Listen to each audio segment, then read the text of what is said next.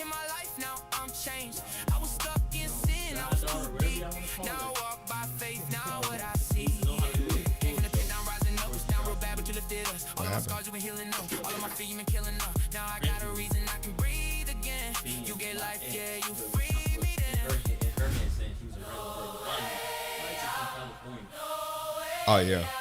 She typed in the exact area code that my ex is from. Let's go. Yep. What's the code on there? I told you I forgot. Well, when your brain goes through what my brain goes through, you know, you kind of tend to forget. Yo, I hear it. Pretty good. God was talking about Check 1 2. Check that's 1 perfect. 2. That's perfect. So I'm gonna introduce you as Mr. Rob Kaiser. Okay. You wanna say, man, just call me Rob? Yeah, I got it. And then we go from there. But I'm gonna.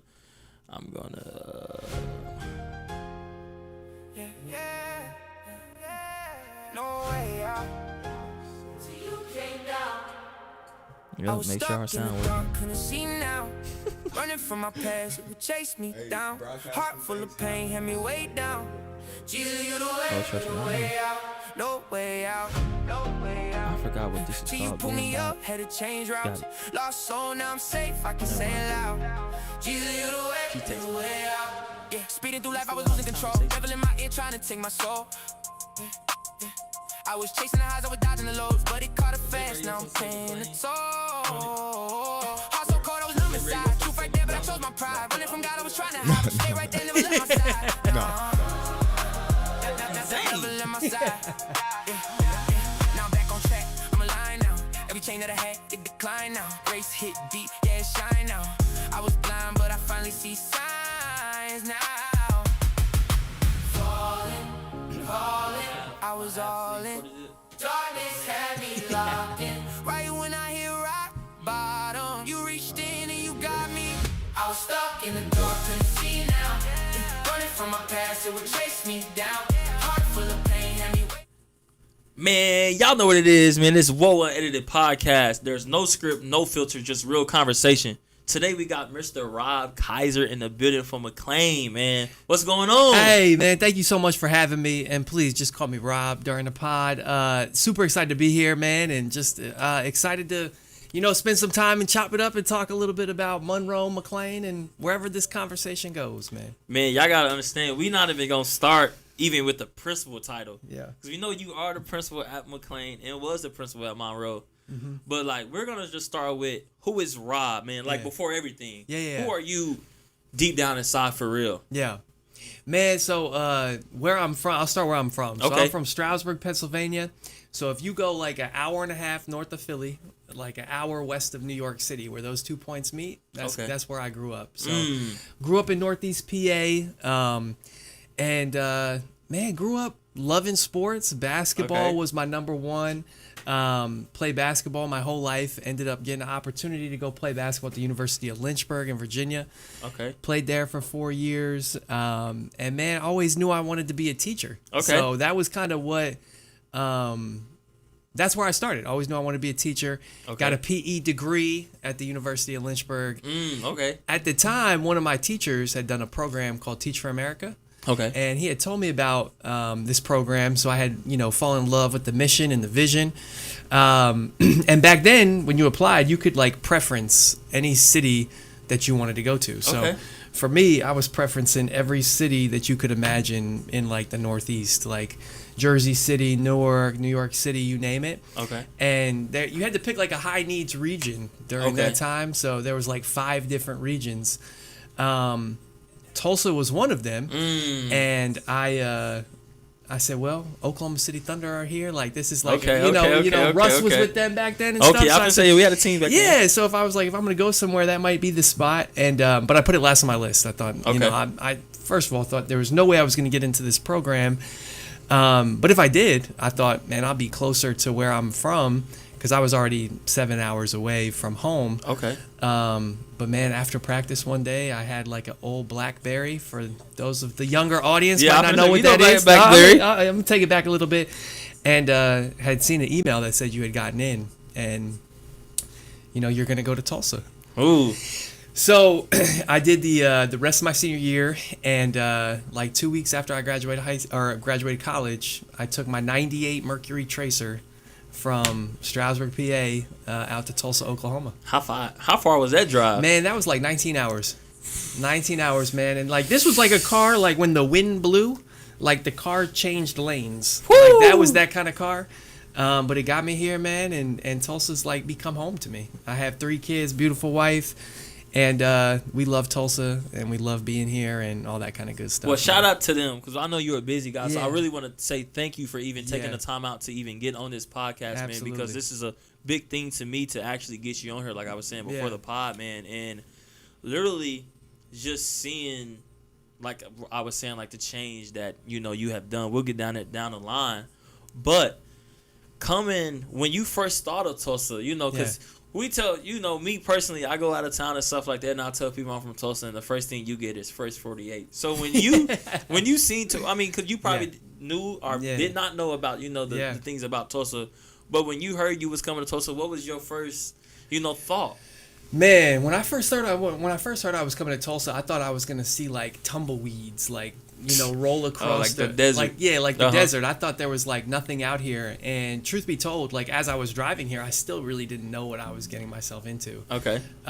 Especially in the Northeast, man, you don't really meet a lot of people that have ever been in Tulsa, from Tulsa.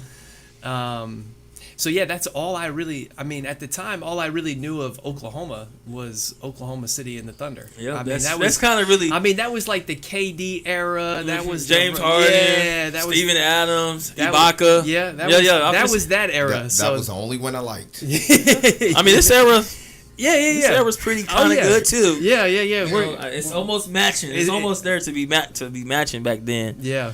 So we'll go back to not even just you being older, but you being a kid, because like you say, you grew up in Pennsylvania. So how was it like growing up down there? Yeah, man. Man, I had a great childhood. I had a great. I'm one of 5, so I have 3 brothers and 1 sister. And man, we just grew up playing everything you could think of. Like we played football for a few years, soccer, basketball, but really like the people I grew up with are still like my best friends to this day. We were all really close. We all grew up together. And I think we grew up like as a whole, as like a unit, and like we were all just striving to be the best we could be. And I would say like a lot of what I think in my job now and the work that I do now, a lot of it goes back to where I'm from and where I grew up. Okay. And just like the lessons I learned, like when I was coming up, and I've told some of my students this too, like I was never like an AP student. Like I was never in an AP class. I was never in student government or any of those things. Man, I just wanted to hoop. That's all I wanted to do. Like all I wanted to do was play basketball. I grew up like every day just trying to find like an open gym. I grew up at the Y. We grew up, riding bikes to the different parks and just riding around looking for the like never ending game of basketball. Yes. So for me, I never like the opportunities that kids have now to go like get an associate's degree and graduate from high school, or to earn like college credit while you're in high school. They may have existed back then, but I just wasn't a part of them. So I try to tell as many kids like as I can, like this is some great stuff to like get a part of, to become a part of, and to like get involved with. But most like for me, man, I just wanted to like play basketball. I wanted the ball to never stop bouncing, but there was a coach that had once said, like, the ball's going to stop bouncing for everybody. Yeah. Yes. You know what I'm saying? At one point or another, the ball's going to stop bouncing. And, like, what you do after the ball bounces is what really matters. And I never really forgot that. And so I think when I was coming up in high school and then initially in college, I was working at the YMCA where I'm Yeah, from. I worked at the YMCA. Worked when at I the was, Y, man. yeah. So I was doing like summer camps, and a camp counselor was like one of the best jobs I ever had. Okay. And that's what really kind of grew my love of being around kids, Mm-hmm. you know, working with kids. But yeah, I would say that was what it was when we were coming up. We wanted to find like the never-ending game of basketball, and just be, you know, just go out and try to play basketball as long as we could. That's how it be. I mean, that's how it is now with, you know, kids. They want to, you know, and that's another thing me and him want to work on is kind of actually getting in one of those places, you know, you have the Dream Center and stuff like Yeah. that, Coach Mr. Larry and stuff, that you're able to go hoop and stuff like that. But kind of, you know, I don't see anything on the, you know, the east side Yeah. or the west side. Yep. But, you know, being able, like you said, doing that, like that was Yeah. me. I wouldn't want to say I just wanted to hoop. I wanted, like I was saying in the last podcast, I wanted to be a cyclist. Yeah. Like Tory France type of cyclist. That's awesome. Like that's man. just, you know, what I wanted to do. I Yeah. wanted to be a quarterback, but, you know, that didn't really pan out. So, you know. But let's go to who influenced you the most, you know, early on, like when you were growing up to, Yeah. you know, what was your idols? You said you like Yeah. to hoop, so who did you kind of Yeah, portray man. yourself after? Man, player wise, man, I grew up in such a good era of basketball. Like, you know, you had Kobe in his prime, Iverson. Like, this was an era of basketball that is hard to match now. You know, the Yeah. toughness, the guys just getting after it. I would say, you know, for me personally, I had some coaches when I was coming up. Like, you see a lot of kids, like, they gravitate to their coaches because that's who they're around the most. And for me, man, my coaches had played such a big impact in my life, like Okay. a huge impact. My freshman basketball coach, the Sabrinskis, shout out to the Sabrinskis, but man, they were like there was a family of like 10 kids, man, and they're Okay. like just small but the most like gritty people that you've ever met. And so like loose balls, we're diving on the floor, we're doing drills where like you have 3 minutes, no fouls, just like kill each other under the rim just to get tough. You know what I mean? Like just no fouls, everything goes. But it's like guys like that I think instilled like a toughness and like we're just gonna keep trying to get better, trying to get better. But also like we're going to be able to take a punch and throw a punch too. And I think that means, you know, that in today's world, I think particularly with kids, I think the most successful people in as AI and all these things make life easier, I think it's going to be the kids that are really able to like take on challenges and really be able to, you know, have the hard work, show up early, leave late. Those I think are going to be those soft skills that I think even back in my generation was a little bit more apparent than it is now. But Yes. I really believe like it's never been easier to separate yourself as a kid and as a student as it is like today. Yes. Because I think a lot of times people look for the easy way out or the easy way here. But I think that toughness of just doing the right thing all the time is something that will go a long way right now. So I would say those guys, man, that's who I looked up to. That's who I looked up to. That's what I wanted to be. Okay. What they made an impact in my life. Why I wanted to be a teacher is because I was like, man, that's what I want to do.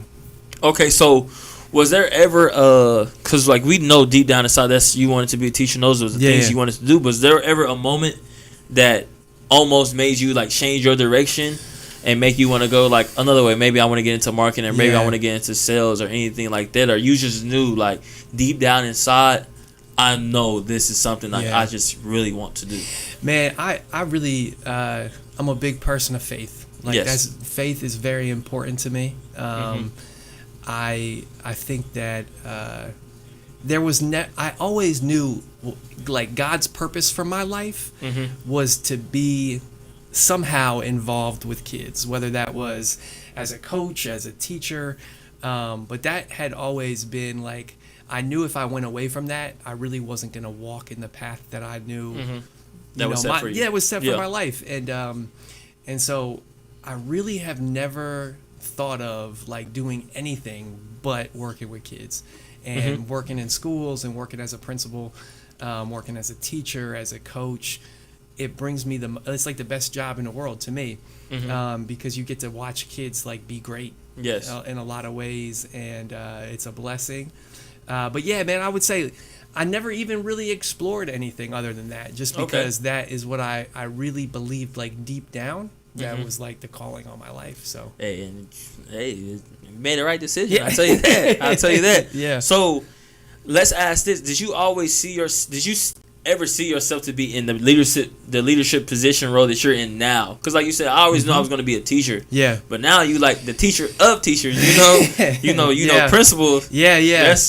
No, man, I'll tell you this. Like when I first became a teacher, I never really once ever thought about like climbing any type of ladder. Okay. I think the most successful people, I think, are the people that just focus on what's like right in front of them and do that as hard as they can every day of their life. And for me, what I was doing was teaching.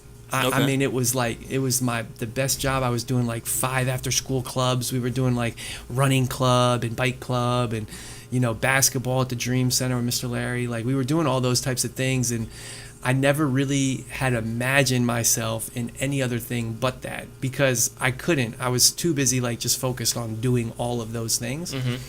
What changed was in 2015, I was the teacher of the year for Tulsa Public Schools. I mentioned that just to say that's what kind of propelled me into a leadership role. I had gotten my master's degree, which I never really thought I was going to do, and I'm so glad I did it. And I got to go work for a great principal, great leader, Kiana Smith, who was at Monroe Demonstration Academy at the time. Okay. She took a chance on me to be an assistant principal. And that really changed my life, because I've been at Monroe now since 2017 and been in like the McLean feeder pattern since that time. And so for me, that was like the best. That was really like the game changer for me. But I do think this, like, all I ever wanted to be was the place where my feet were. Okay. You know what I'm saying? Like, that's all I ever wanted to be, because I knew I was there for a reason. And I think sometimes you miss your blessing if you're so trying to go here to do this, so you could go here to do that, so you could go here to eventually show that you could do this one job that you're eyeing. But, like, this whole time, you're missing opportunities to really make an impact. So I think, for me, I never really had imagined being a principal until I got into an assistant principal role and things like that. But for the most part, man, it was just always, how can we be like the best teacher today? Yeah. Like pretty much persevering. Yeah. Like I think a lot of it was just this kind of focus on, again, like I'm in this role. I was teaching physical education. Yeah. I was, coaching the little guys in basketball, which these 5th graders are now like in high school and college and doing great things. I mean, I got story after story of kids that have just gone on to do amazing things with their lives, working. I mean, just doing a lot of great things. And man, what I would have missed if I was like, well, I just took this job because it's going to be like a step up, or man, I left that early because I wanted to go here and do this. So I really... That's really big to me. Just focus on what you're in right now, and I think that's where your greatest impact can come. So what fulfillment do you get out of, kind of seeing them, the kids? Man, that is like the best. That's the biggest blessing of this whole job. Is I watch guys that I had in 5th grade, 6th grade, 4th grade as their teacher. My first year, I'm now watching them go on to be like, in college, and they're on LinkedIn and they're doing, research design. And, I've got students like Journey Armstead, who just graduated, UAB senior night. I mean, just an awesome basketball player. I mean, I could name hundreds of names, but. Oh yeah, I know Journey Armstead. Yeah. But just to see our kids, Trey, man, he's in the car sales business. He's doing a track team, giving back to the youth. But like all these guys that I watched, as like 4th graders, like it was my first day teaching at 22 years old. It was their first day of 4th grade. They're 10, and they're coming into my classroom, and now I watch them go on and be great human beings. And I'll tell you, Kelvin Sampson had a quote, and it's like, it resonated with me so much, where he said, like, I may not always be in my player's life, but they're always going to be in my life. Yes. And to me, that's how I feel about all my students, man. They've gone off, and some I've like been able to keep up with, and some I haven't. But like, I remember them all, and I may not always be in their life like I was as their teacher or whatever that may be, but they're always going to be in mine because they have, these guys have made such a much bigger impact on me. Just watching them go on and, face adversity or go on and chase their dreams than anything else.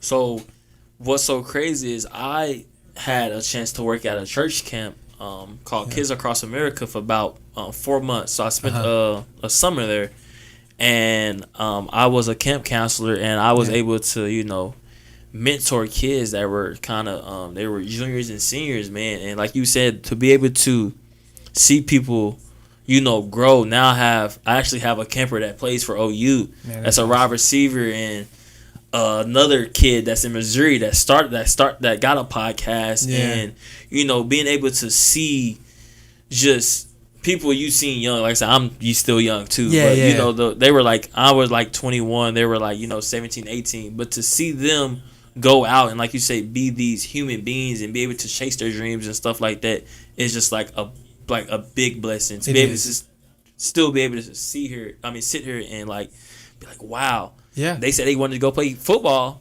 and now they're going to play football. So being able to, like you said, man, time flies though. It does. I've been out of high school like 6 years. I'm like, oh man. But like you said, man, be able to be able to look back and that quote you said, man, and that actually makes sense because like you will always remember, those things. Like it will always, like, you'll see a face and like, I remember you. Yeah. And you don't even have to even text or whatever. Like that person, like me and you, man, we met years back, and we never just like text. Yeah. But like you see my text, and you like, I remember this guy. Yeah, absolutely. And so absolutely, those things like that, man. That's why I tell people, you always, you to go out and talk to people because you never know who you might meet. You absolutely. never, things like that. And it's just networking and just connections and stuff like that. Man, and you know what? I tell our kids this story all the time. So when I was when I was in high school, I had like no looks. Like as a junior going into my senior year, I had like no looks. I didn't play a lot as a junior, and all I wanted to do was play basketball in college. And so I was at a camp called Pocono Invitational Basketball Camp, PIBC. I had great kids that play, everybody from New York, New Jersey, Kyrie at those age, Dominic Cheat, like all these great guys that came through the camp. And in order to go to that camp, you got to pay like $500, I think it was back then. If you couldn't do that, you became like a busboy. So what that meant was like you stayed at a worse cabin. You had to get up before everybody and like clean the camp. Oh, wow. You each got like a different job, right? So some of the jobs was like in the dining hall, you'd serve the food to the campers that day, or you were in the bathrooms, you had to clean all the bathrooms like 3 times. So while other kids would be going to camp, eat lunch, whatever, go rest or relax, like you're on to do your job. So I had a really good week at camp, and I had a coach there, ended up being one of my assistant coaches, and got me to the college that I went to. I tell the kids all the time, like, who do you think the first person he talked to was? And a lot of times kids will say, well, maybe your mom. No, it wasn't my mom. Or maybe your grandma. No, it wasn't grandma. But my job that week was to clean the bathrooms. And the first person he called was the person that was in charge of me cleaning the bathrooms. And so I tell kids all the time, if I would have come in with like a bad attitude or like not been on time, not done what I was supposed to do, I may not have ever ended up at the school I ended up on, which changed my life. I played for an awesome coach, and I came here because of it. But it's those little moments that matter. And I tell the kids all the time, like, you never know who's watching. Yes. You never know who's watching, and you never know like how that person can help you and change your life. Change your life. Literally. Yeah, absolutely. So I think to your point, like as you go through and you meet kids and you like see, you just never know. You know what I mean? Like, so you always, I think it's important, especially for like my high school kids, my middle school kids, to know like, even when they're playing basketball, like what's the body language look like? You know what I mean? Like, is your head down? Are you still shaking hands with the teammates? All these type of things. And because you just never know who's watching or what that matters. Literally, how that matters. So, to be honest, man, people like, because I kind of think about it as like you said, you wanted to be you wanted to hoop, like you always wanted to hoop. So like, where down the line did like education even come up to part? Yeah, I think, like I said, man, the coaches in my life have made such an impact, and I knew that was the way to kind of get into school. I was not by any means like the most academically gifted student. I by no means really knew like how to navigate, the importance of an AP class. Yes. Like I didn't really know why that would have been important. I just thought you went to school and took the classes you took. You know what I'm saying? AP was just, I thought I was doing the right. I thought I was doing good. Person. Yeah. I thought I was doing good. But I think that the education world is so important now. Like I said, I don't come from like a lineage of teachers or people that were teachers or anything like that. I just had such a good experience coming up and like great men that poured into my life as coaches. And I knew how important that was for me. And I wanted to make sure if I had like within my career, how could I do that for others to the best of my ability? So, okay. Yeah. So what was your first experience working in a school? Man, so my first lesson that I ever had to teach. Now I'm a PE major, right? So like we're doing health and physical education, right? So I'm thinking like this class, I was a junior in college. Maybe I'll go in and do like a basketball lesson, or maybe I'll go in and do like, I don't know, some kind of like game. Yeah. My first lesson, it's the honest truth, was a lesson to a full class of 8th grade girls on communicative diseases. That was like trial by fire. That's like my first class ever was that. So it can only go up from there. But that was like my first like real time in a class. I think being at like the YMCA camp, getting to do that, I was like in charge of kids for the first time, where like I was kind of, I was the adult of and kind of over the kids at the camp. So that was really, meaningful. And then when I first came to Tulsa, my first job ever was at Cooper Elementary School, out east, and I was a 4th grade teacher. My favorite, it was a great grade. I've really been blessed, man. I've gone from elementary. I was a teacher in elementary.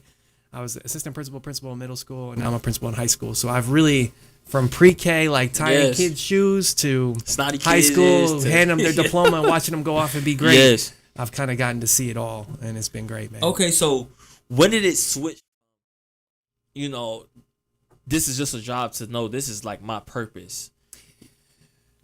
I think for me, it was really those summers working at the Y where I felt like, sometimes like you just feel like, man, this is like what I'm called to be. That's like this podcast. Yeah. I feel like, man, this is really like, I feel like this is one of those things outside of, acting like, I'm supposed to do this. Absolutely. And that's how I felt every time I would come home from the Y. I loved it. I loved going to work. I still do. I love going to work. I know some people, man, I hate going to my job and stuff. I love going to work every day. I love it. It's challenging. It's hard, but I love it because this is like, I get to be around kids. I get to watch them be great. So that has always been, that's how I knew. I really think that's how I knew, like, this was my calling, and I just love it. I love everything about it. So yeah, that was probably it for me. So stepping into leadership, man, how did that feel, knowing that, because assistant principal, you kind of, it's you have assistant, it's not the principal, but going into knowing, when did you realize like, oh man, I'm about to lead a whole school? Yeah, because that's different. Like I said, principal, man, being young, you hear principal, that's like, oh man, you're the LeBron James, all the other players, you got the other players around the team, but you LeBron James of the the school. So how did that feel, knowing that you were about to lead a whole school?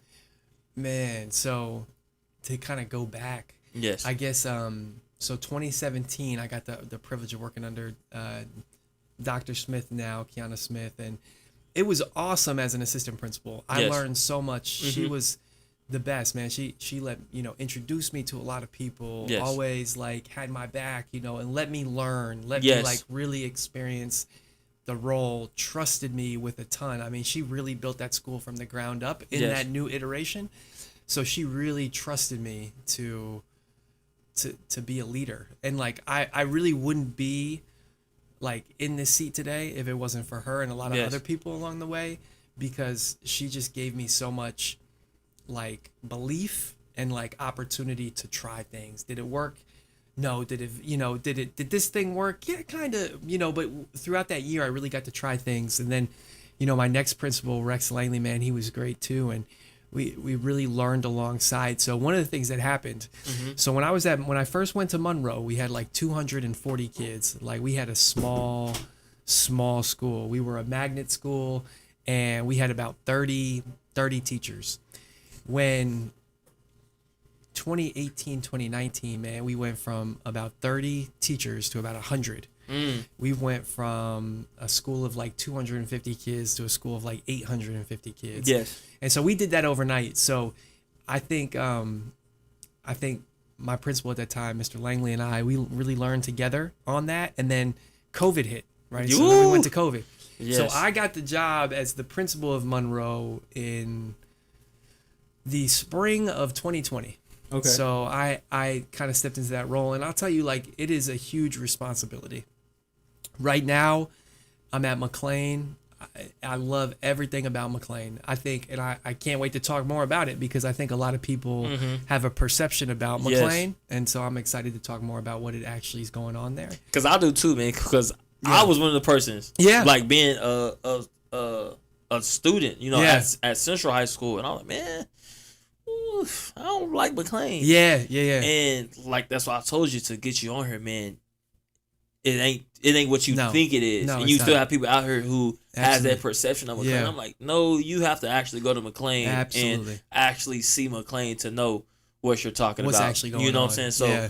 I think more people was like focus on how it used to be back then. That's Yes. Not right. Yeah, letting yeah. go of that culture. Yeah, Uh-huh. that's right. And I think that's the hardest thing for us right now, yes. is kind of fighting the culture that people think of. You know, when they hear McLean, sometimes people are always like, even being at Monroe, we would have parents that say, I'll never send my kid to McLean. Yes. You know what I'm Yeah. saying? And like deep down, I understand, because you want to do what's best for your child. And I think the more we can show the stories, Yes. show the hallways, show the classrooms, show the caliber of teacher that's at McLean right now, I think people would be shocked, because it would really rattle what they kind of Yes. think McLean is.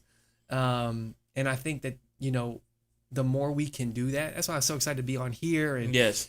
talk to people, because it's not me and it's not our teachers, man, but we have some great kids that Yes. are helping to redefine the narrative that, of what people have written about McLean in the Yes. past. And I'm super excited for them. I'm going to shout out two of them right now, Zachary Daniels and Yes. Joseph Morgan. Man, we had the governor come to McLean just a week ago. And Yes, those I seen two, that. yeah, those two, man, I mean, couldn't have done a better job of just like being there to welcome, but also to like explain like their stories, and like them both having multiple college opportunities and going Yes. off and like going on to do great things Yes. right out of 49-29.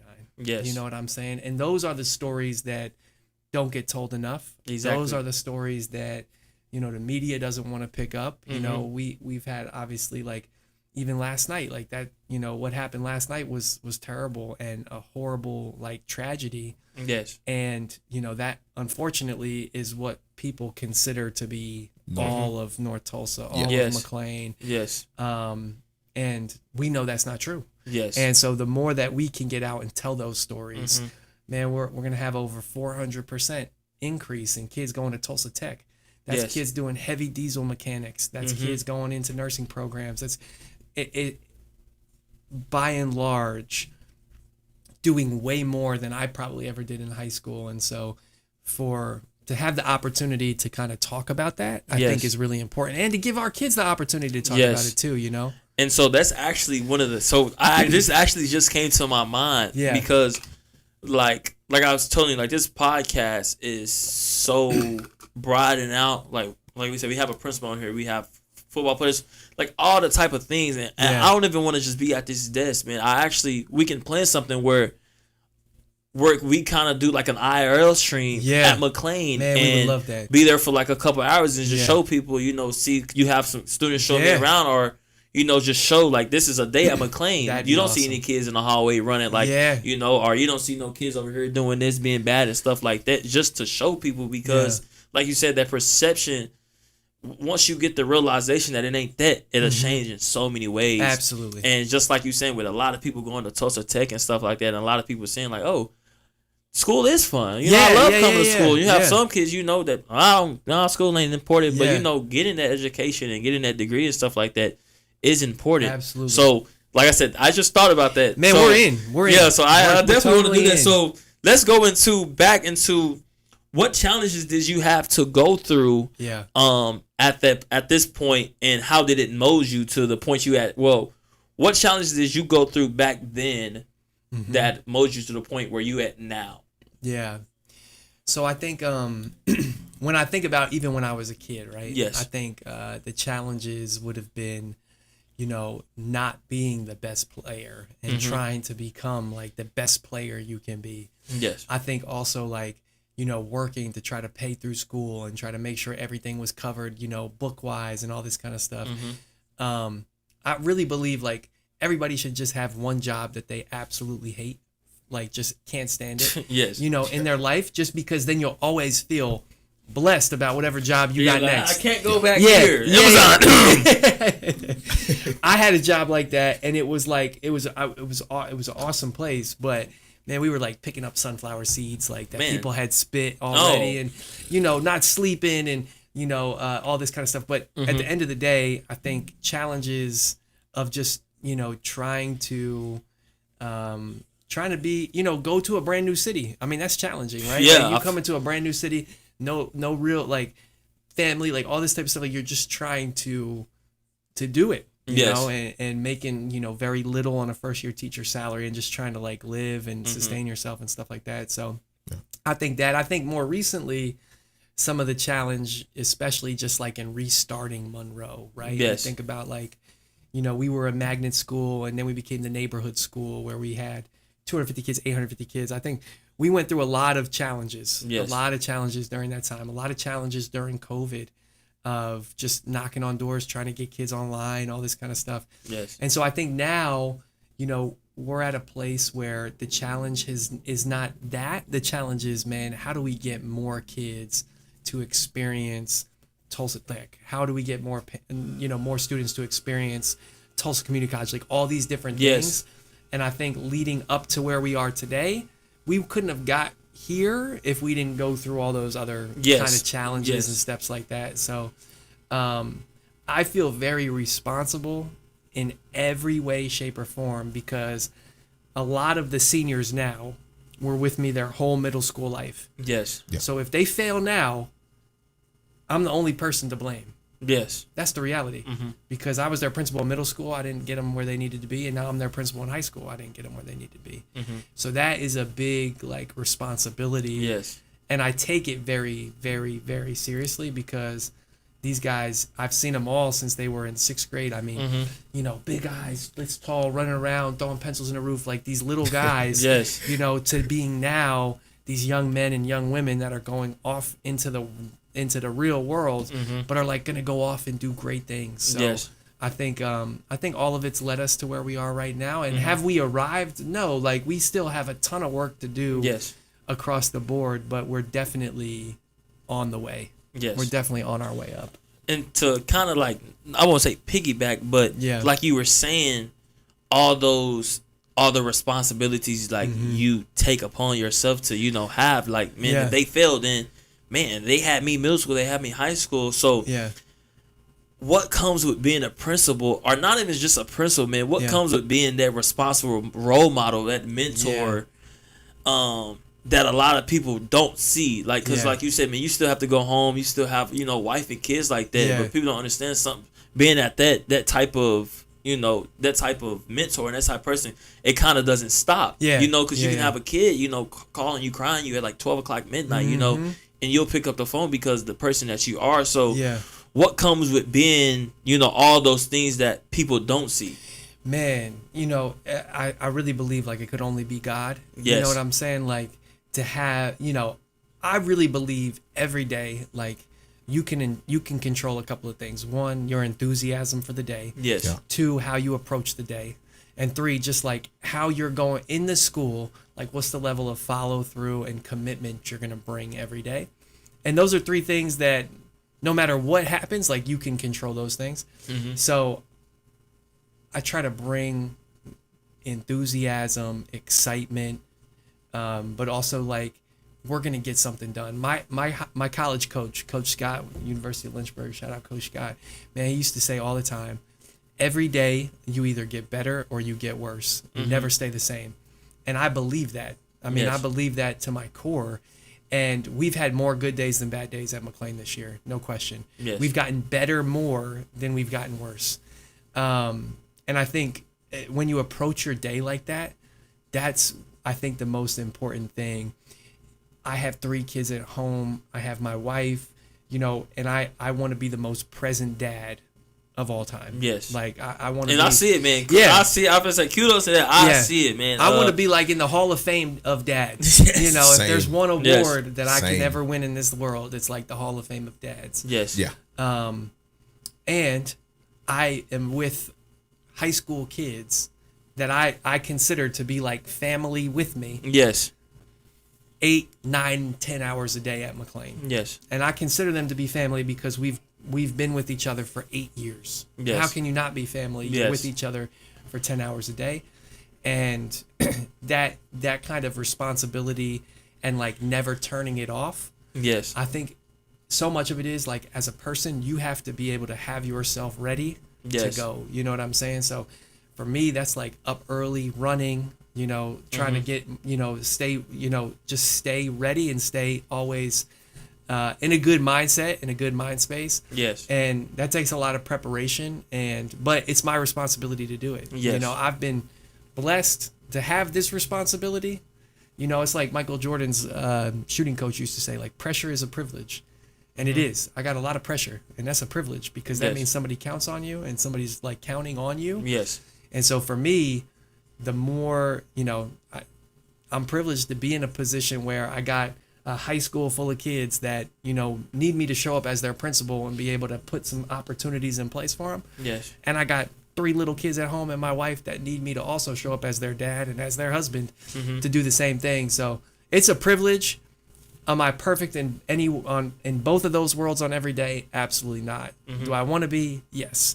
But I think it's important to just, every day we try to Yes. get better. And so, So that's, how are you molding yourself outside of it, like to get you to walk that way? yeah, man, I think faith is really important for me. I think, we church every Sunday, a relationship with God, because none of this would happen without him. Oh, for Yeah. sure. Yes. I don't care who needs to hear it. I have no problem saying it. None of it would happen without him. And then I think also like at this level, it's just, staying physically, mentally sharp. So Yes. that's like, trying to stay engaged in everything we do. That's getting up early, that's running, that's lifting, that's trying to be the best version of yourself while you still hold these responsibilities, but it Yes. is possible. And I think if you're walking in the purpose God has put in your life and you're doing it humbly, because let me tell you, I'm like the first person to tell you, I'm not perfect. I'm not the perfect mentor, leader. Try to be, but I'm not perfect. But I think as we continue to kind of work that every day and know that there's like, and I don't even look at it as like 2 groups. Like it's one group. And Yes. like, how am I showing up for every group that needs me? Yes. Is really important. And I take it, it's a privilege, no question. So you probably kind of just answered this question, but you might have haven't. Yeah. So you have students, Yep. staff, and parents. Yep. How do you balance all of that without losing yourself? That's a good one. Yeah, that's I feel like That's a good one right there. I think I just keep going back to how blessed I am because I really Yes. feel this way. I really, really do. Like I have the best job in the world. I've been with our kids for a long time, for Yes. most of the kids for a long time. I've been with our parents for a long time. So I would say there's a trust there Yes. that they know, I think deep down, and we may not always agree on everything, but deep down, I think they know I'm there because I want to see their child go off and be successful and Yes. go be great.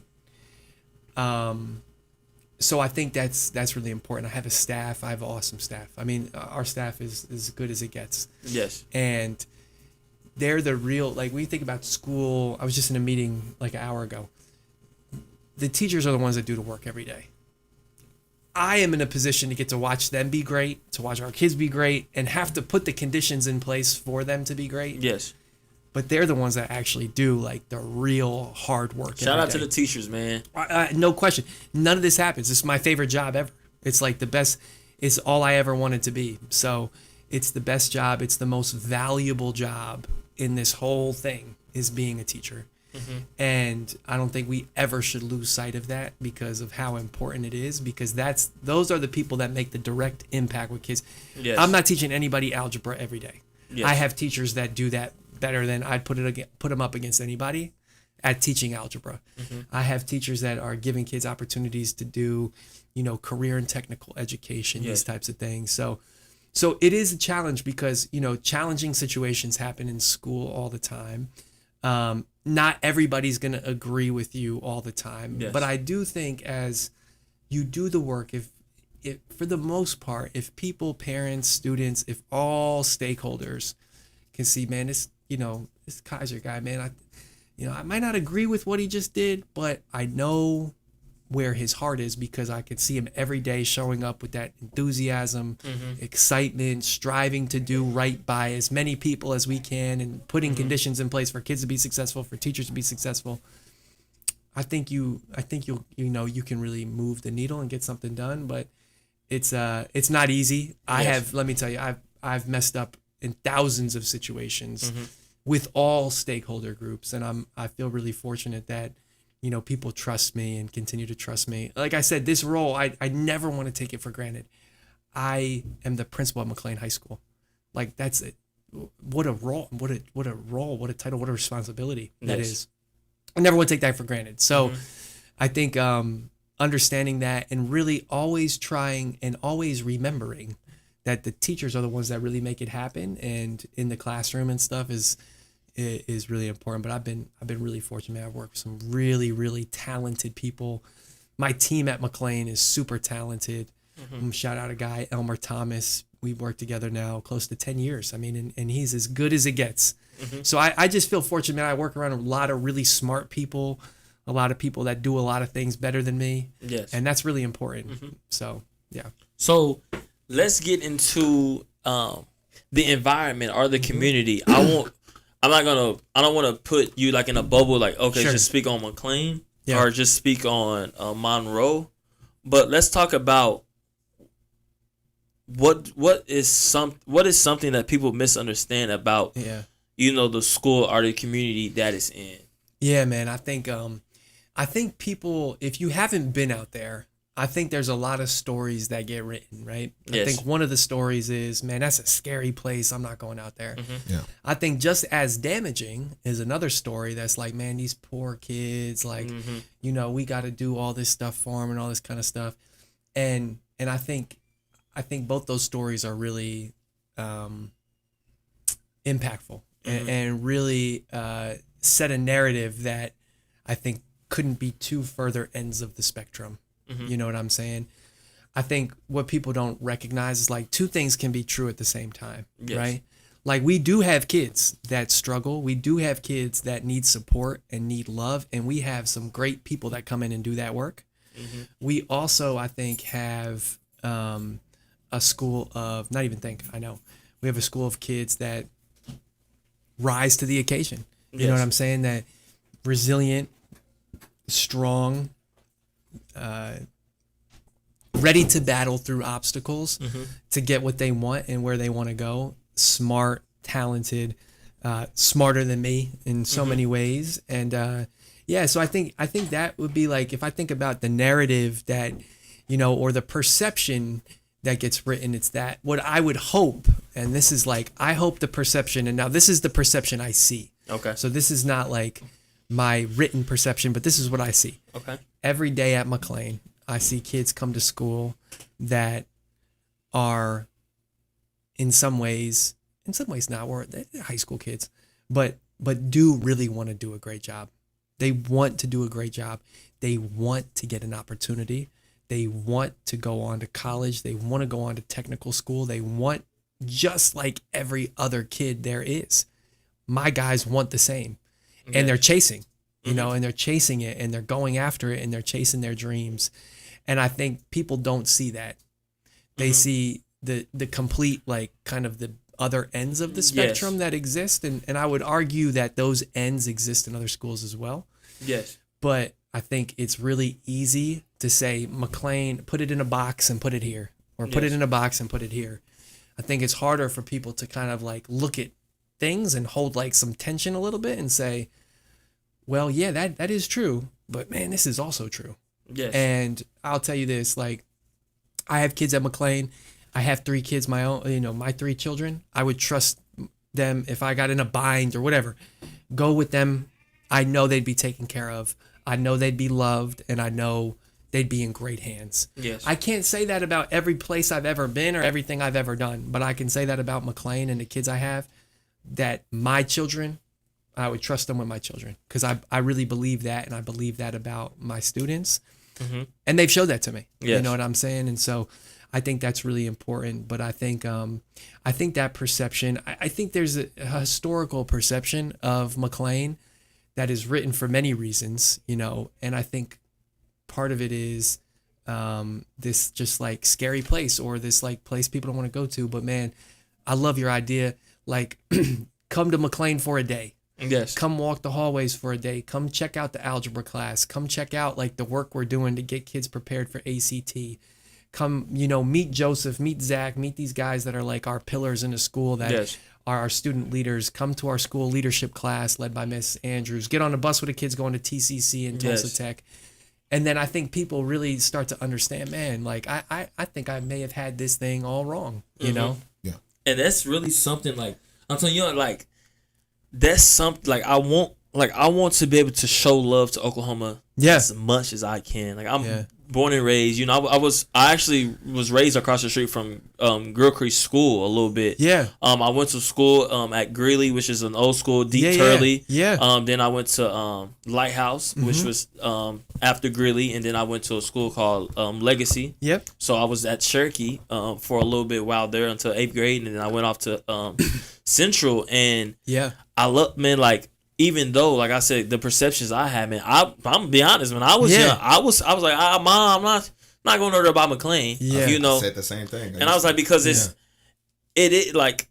is to actually been in a position a couple times where I'm like, I am scared for my life. I go to the gas station across the street from saying, I like my doors. But now, like, to be able to just walk and to be able to just be vibing or listen to music and stuff like that, knowing, okay, it's not as tense as it used to be. I'm not going to have a perception that I had, maybe like I was probably there like 10 years ago, now, because now I actually see it with my own eyes. And I want to be able to, like you said, do that. Go to different schools and actually kind of be that, like I was telling you earlier on the phone, I don't really care about the fame, the clout, the followers and stuff like that. I want to build a legacy and a foundation. And if that takes for me to, God put in a position where we have, Jermaine, our goggles, coming to McLean, to talk to a couple students or to, be there or go to any school, this is an opportunity for, any principals who wants to get on here and talk about their schools or anybody, because I want this to be the opening space. Yeah. But then outside of this, I still want to create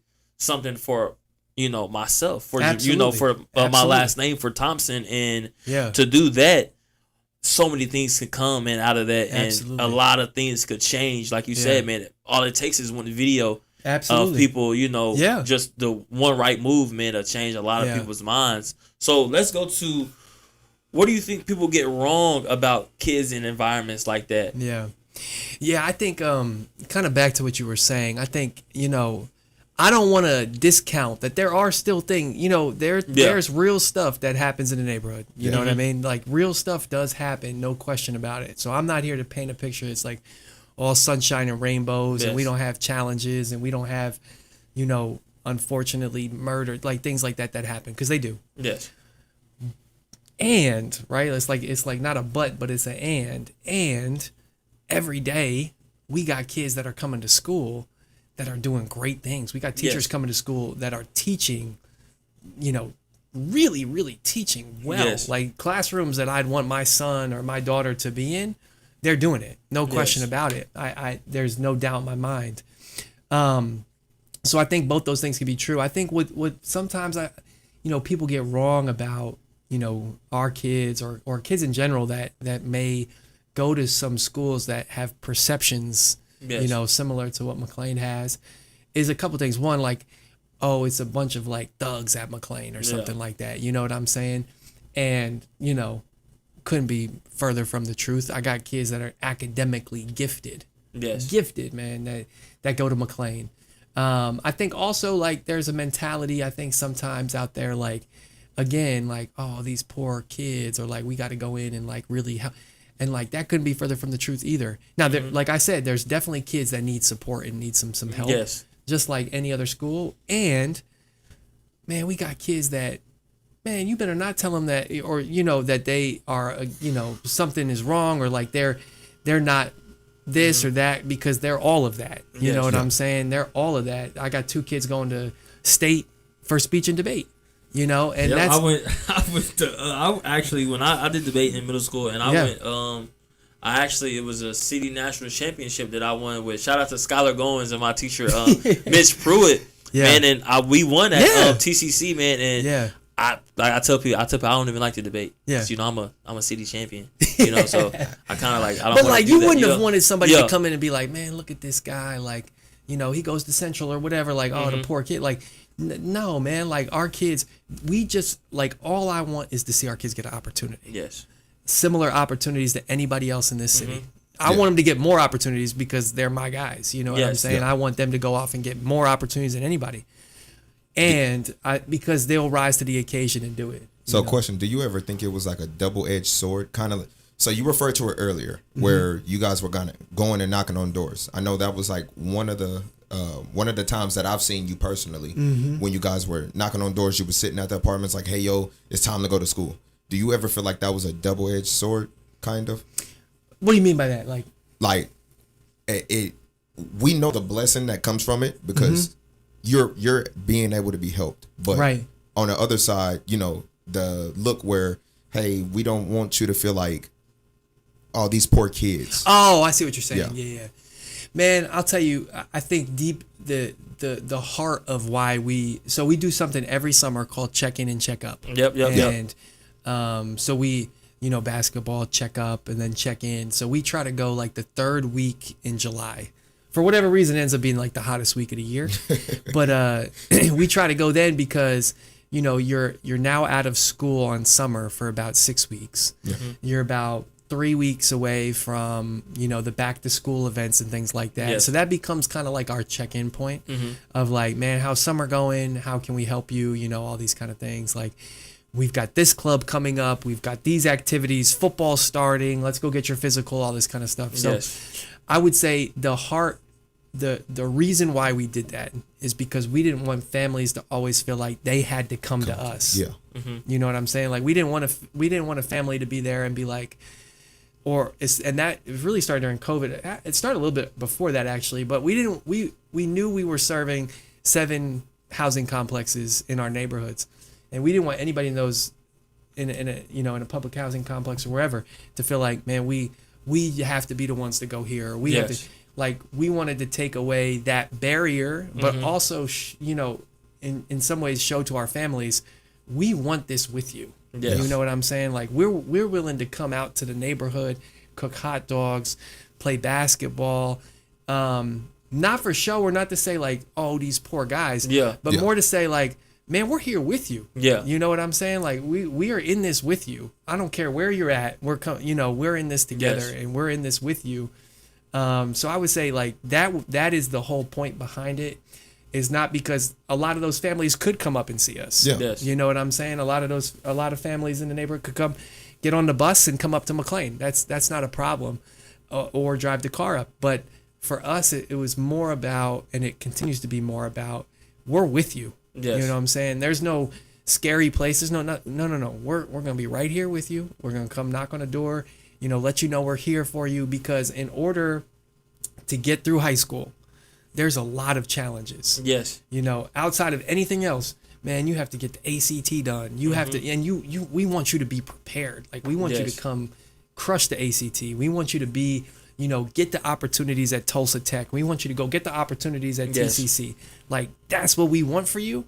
And in order to do that, man, there's deadlines and all this kind of stuff. And there's just like, even me coming to McLean, having a doctorate degree, all this kind of stuff, I didn't know half the stuff I know now that I'm here. You know what I'm saying? I didn't know half the deadlines and the opportunities and stuff like that. So it's my responsibility and our team's responsibility to try to get as much of that information out to families as we can. Yes. And so that's been really important for us. So I would say that for us has been not about like, oh man, like we gotta do this or anything. Like, no, it's like we want to. Well, I can tell you, when I seen it personally, we was talking about it all over the barbershop, stuff like that. Yeah. That it was one of the most brilliant things, because it was like, we're showing you we care about the kids, and not too many people is going to come out and kind of, that's your time that you're talking about, that you're wasting.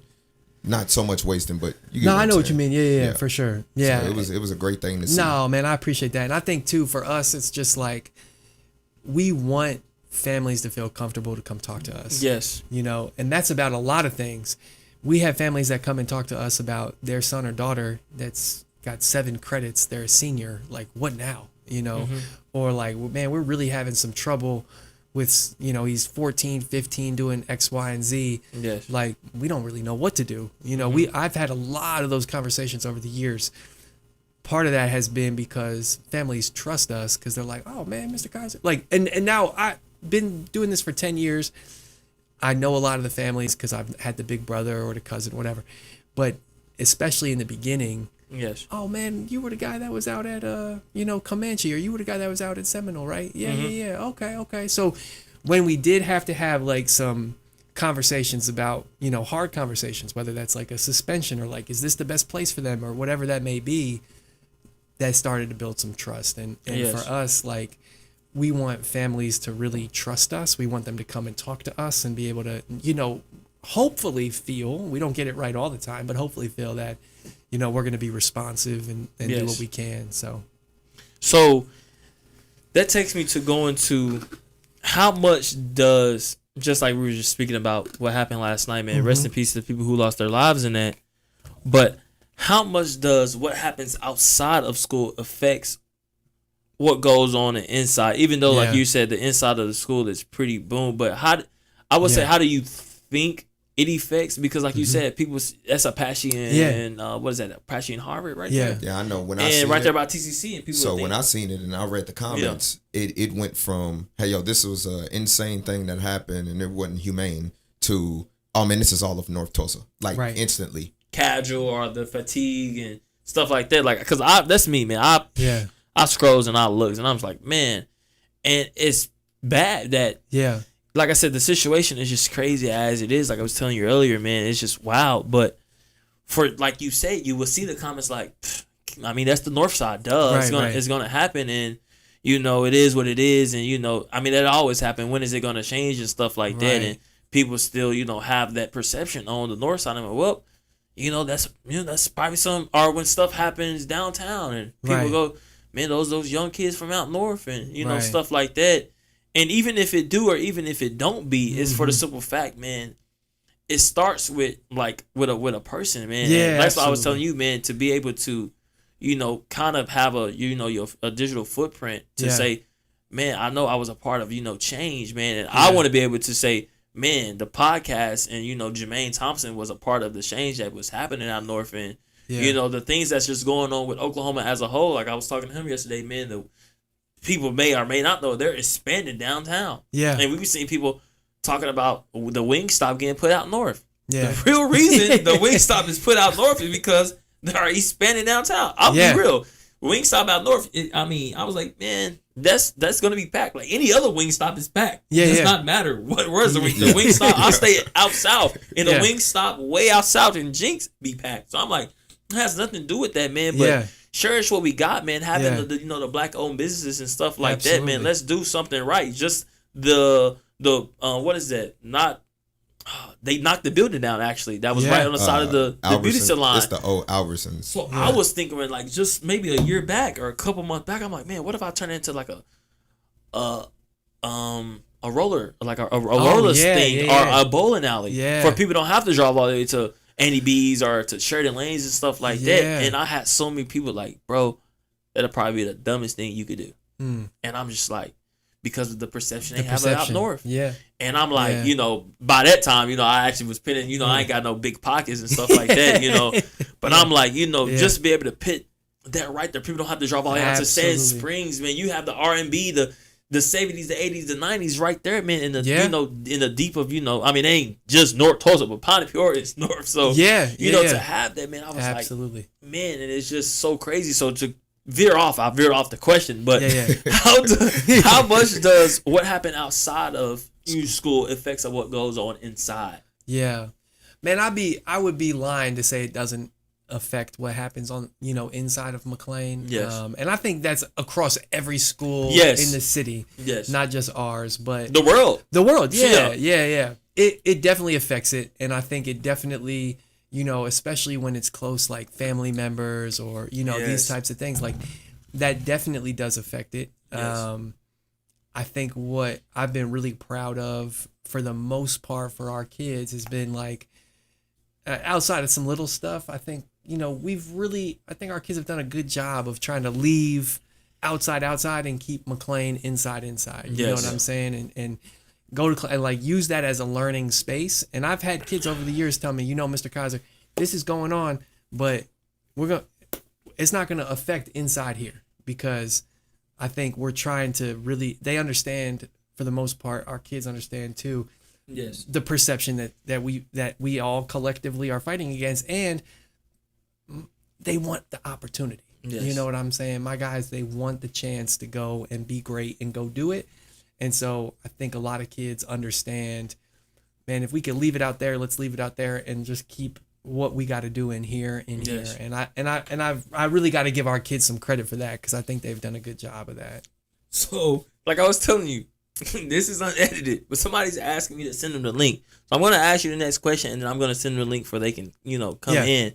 But let's talk about pressure in reality, man. Yeah. So, what's the hardest part about your position? Man, I'll tell you, I think the hardest part of my role is we have 700 kids. Yes. We have, a staff of like 100 people. We've got a community, and we've got parents. Yes. So on any given day, somebody's going to be in conflict. Like there's going to be conflict. There's going to be things that happen.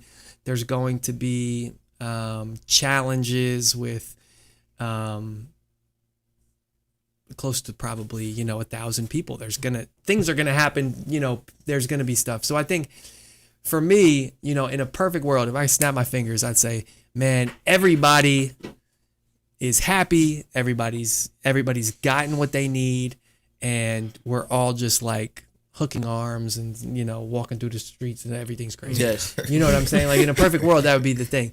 But I think the challenge is like, how do we make decisions, and how do we do things that try to benefit everybody? And that's hard. That's hard. It's hard to keep everybody happy at all times. I do think with our school this year and where we're hoping to go, I think what the help in that is, I think people recognize across our community, whether that's parents, students, volunteers, community members, like I think people recognize, hopefully, where we want us to go, where we all want us to go, Yes. and recognize too, like, I think we're all trying to make the best decisions we can for everybody. Like I said before, we don't always get it right. We don't claim to always get it right. I have a lot more smart people around me than me. Yes. A lot of really good people. I think that's really important. But I think the biggest thing has been us just trying to strive to one goal, which is like this really strong, comprehensive high school Yes. at McLean, where kids are getting the opportunity to be in a spring musical. Man, we got The Wiz coming to McLean this year. We're super excited. What's talk about McLean a little bit after this. Yeah, so I'll wait to kind of give my shout outs there. But I do think from a challenge perspective, it's just how can you continue to inspire, hopefully motivate all of the parties involved to continue to strive forward to our one goal, which is, to really let kids chase their dreams and get the opportunities that they need to be. Yes. I feel like if you can change a little, starting with the first, the school and everything, eventually everybody will, start to open up and change everything they do outside. So absolutely, man, that is, I'm telling you, it's so, like I'm telling you like this. When we're done, like I'm probably gonna drive home and be like, man, I really just, because I'm telling like this podcast right here, man, just. I know we can talk all night, man. To about just life in general. So I'm not gonna ask you if you ever doubted yourself in that role. Yeah. But have you ever just felt like, man, I'm not really? Have there ever been a day where you feel like I'm not giving 100? If I'm not giving 110. I'm not doing this, or bring it, like you said, waking up, going into the day good like that, to be like, no, I don't think this is for me. I would say I've never gotten to a point where I don't think it's for me. Okay. Have I ever doubted myself, like in the beginning of your question? Absolutely. I think there's been many times where we'll try to do something and be like, man, maybe I'm not that guy to make that happen, or maybe I don't have it to do this, or maybe we just can't get over that hump. Those doubts creep in, no question about it. They creep in. I think they creep in for everybody. I think people would be lying if they said I'm confident 1,000% of the time, especially. Just with this, man. I think about going to the military every other like 2 months. I'm like, man, I don't think it's gonna pan out the way it is. But then, I always continue to rely on my faith and know like. This is one of the things God, like I told him, man, without God, like I wouldn't even be in this position. So, like I said, on a serious note, though, like like you said, like those things creep in. They do. Because I'm probably like, I'm going to go to the military. And they're like, oh, wait, something's going on. I did the same thing, starting with the highlights. It was just kind of like an uncertain thing for me. And I didn't really know what to expect and how to get it going. And same with the podcast. And we started doing it. Now you and I wish. I had to stop right there for a second. Hey, wait a minute.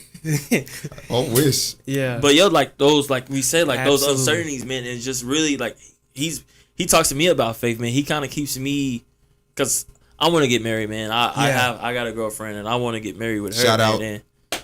Shout out to her. Shout out to my girl who pranked me today, you know, but it is what it is. Happy April Fool's to everybody. But I strive, I kind of surround myself around people I kind of want to be like, hanging out with people who are married and, him, like I said, he's married with 2 kids, gonna have another one of 8, and being able to kind of chattel, and because me, my dad passed, 2 years ago.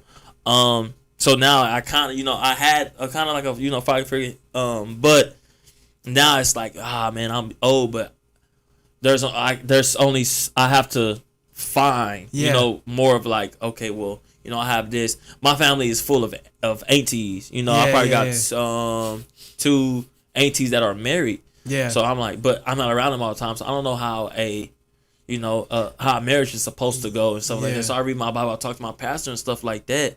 But like, to be able to continue to rely on your faith and or have those people who support you. Like, I know your wife probably tells you every day, man, I'm proud of you, and you're able, and you take that. And I gotta tell people, man, just that having a significant other as like your like a supporter, man, it hits so different. Absolutely, it hits so different, man. But like going back to what I was saying, man, relying on faith, man, and really knowing having those days where you're like, I don't know if I'm supposed to even be doing this. Like I said, man, I have days I'm like, man, I don't know, man, am I supposed to be doing this? But then I have the days like today, like when I told you, when you called me, I'm like, we got the green light. He called me excited. I called him excited. Like screaming like, bro, like, you know what I'm saying? Because I can see it. Like I tell people all the time, like, man, sometimes I have like God will come to me. I have visions, I have dreams. Like, this podcast is gonna be one of them ones. Yeah. Like, and I can just feel it. Like I told him, I'm not gonna always stay in Oakland. Well, I'm not gonna say I'm always stay in Tulsa.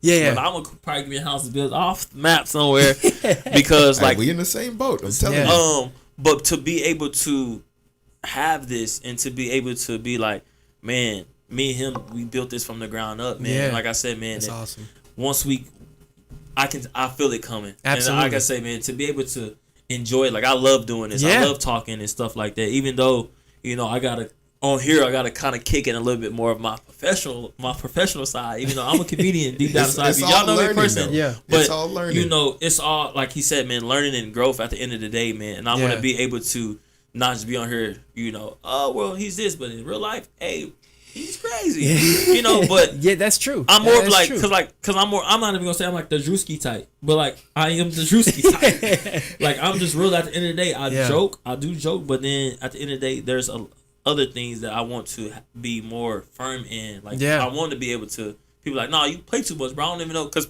my girlfriend now, like, she don't know when to take me serious. Cause I joke so much, and I want to be able to kind of get to a point where I'm able, it's like balanced. Okay, I know when he's serious, and okay, I know when he's playing, and you know, stuff like that. So to go back to, because I'm telling you, when I get to yapping, y'all. But to go back, was there ever a situation that you dealt with from literally past to now that stuck with you?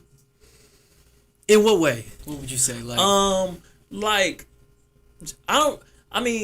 positive, negative. I mean, it could be positive or negative. I'm just saying, like something that like affected you. Yeah, like to the point where you are who you are. Oh, okay, and I wanted to add to that question as well. Mm-hmm. How did you get through the situation that you know? Yeah. Yeah, let me think, man. I think we got some good hard thinking questions. Yeah. Oh yeah. No, for sure. I think for me, if I have to think about it, like something that happened, man. I mean, like I said, it don't even have to be bad, because like with me, like there's this, like the situation that stuck with me, and that a situation that I dealt with that stuck with me is like my dad passing. Yeah. Like my dad passed when I was like 21. Yeah. And like that's gonna stick with me for the rest of my life. And like I've kind of grown to learn with it a little bit, because like I tell him, it's some days where I'm like, bro, I don't even understand life. Yeah. And there's days where I understand it, but then there's days I'm like, I really do not understand it. So like things like, I would say like things like that, it doesn't have to be with death, or it doesn't have to be with, you know, anything like insane. But you know, there's just some things that people deal with something and it kind of follows them, I should say, you know. But I mean, you could have nothing. Yeah, you know, so. No. I think I'm trying to think like what would be the thing that the thing, you know, if I could really think back, man, to like, if I think back to like my time at Cooper, my time at Monroe, my time at McLean, man, unfortunately we have lost kids, you know what I'm saying, during the school years and stuff like that. And I still in my office try to have every obituary hung up, because I never want the names and the faces of the kids that passed to go away, because I think, you know, their stories still need to be told, and like the impact that they made in the world still needs to be there. So as long as I'm a principal, as long as I'm in this work, they're gonna stay there. And it's not like a bad thing. It's like I want people to know about them. You know what I'm saying? And I want people to know, you know, who they were. And I think back to that, you know, kind of example. We had a young lady named Nevaeh, man, and she had a smile that could light up the whole school, bro. Like one of the best smiles. Just this awesome young lady, man. She tragically was killed. And I think about her, and I think about kind of like kids often, like the impact that they made, they would never have known because they were young, and nobody probably told them like, you know, you've made an impact in this world, because 15, 16 years old. But man, she really did, because I just think about as we go through life and we see like we're in, you know, these relationships, and like as we go through school and, you know, all these types of things. I just think so often when I think about like a challenging time or things like that, like those times are very challenging, and I try to lean back on to like, man, look at what kids have done in their life. Like I hope to have the impact that she had just by her presence and being in the, you know what I'm saying, and being in the school and things like that. And I think sometimes we take that for granted too, of like, it has to be like this big thing. Like we have to go off and do these big things, or, you know, you got to go off and do this big job or do this thing. Like so many people make such an impact in just the roles that they are in. Yes. And I think sometimes we equate job title to impact. Mm-hmm. You know what I'm saying? And like to have an impact, you got to have this or you got to be here. But I've gotten to see so many, you know, kids over the years that have made great impacts as their role as a student. You know what I'm saying? Mm-hmm. So, do you ever feel like people only see the negative? Yeah, I think I think in general, I think people think it's easier to see negative than positive. I think it's more. I think when people see negative, it gives them a kind of an out. Mm-hmm. You know what I'm saying? Yes. I think like the reason why, you know, I'm active on social media with kind of sharing stories about kids or shouting out kids or teachers or the team is because I do think, you know, in a lot of ways you could take 10 steps forward and, you know, have like 10 good things and one bad thing will set you back. You know, 10 steps. So I think it just, the more that we can share positive work and positive things that kids do, the better it's going to be. Yes. So how do you keep showing up on those hard days? Yeah. Because I want people to know that Rob Kaiser has bad days. Absolutely. And, you know, the students, you know, see you every day and be like, man, he just keeps going. And I kind of, like I said on here, I want people to see behind the person and know that like some days, like you like, man, this is a hard day. And you know, what steps do you take to continue to keep showing up? And I know having those kids is a big thing because that keeps me going, man. I got like a little niece, you know, stuff like that makes me like, man, I just can't give up. Like regardless of how hard it gets, I just have to keep going. So how do you keep showing up on those hard days? Man, I think like I said earlier, I think it's God. I think, you know, it could only be God in so many ways, you know, through tough days and through challenges.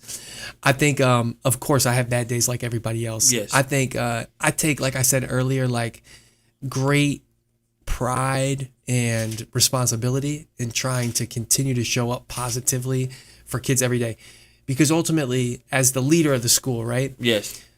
The way I act and approach situations gives everybody else, students, parents, teachers, the leverage to act that same way. Mm-hmm. So I kind of open the door and set the tone for how we act during the day. Yes. If I'm all the way up here, I've just allowed everybody else to come up here with me. Yes. If I'm down here and kind of gloomy and, you know, woe is me, I've given everybody else in the school the opportunity to come down here with me. Yes. So I really think my job is to try to stay, it's kind of like a phrase, like emotionally constant throughout the day, of just like this consistent, hopeful, hopefully like strong leadership of just being, you know, present and being there every day. Now, I don't always get it right. Mm-hmm. I think that's important to know. And I also think it's important to know, like, even though that is how you're coming into the day and the way you're coming into the leadership, doesn't mean the bad day is not happening. Yes. You know, it doesn't mean that those things don't happen, because they do. But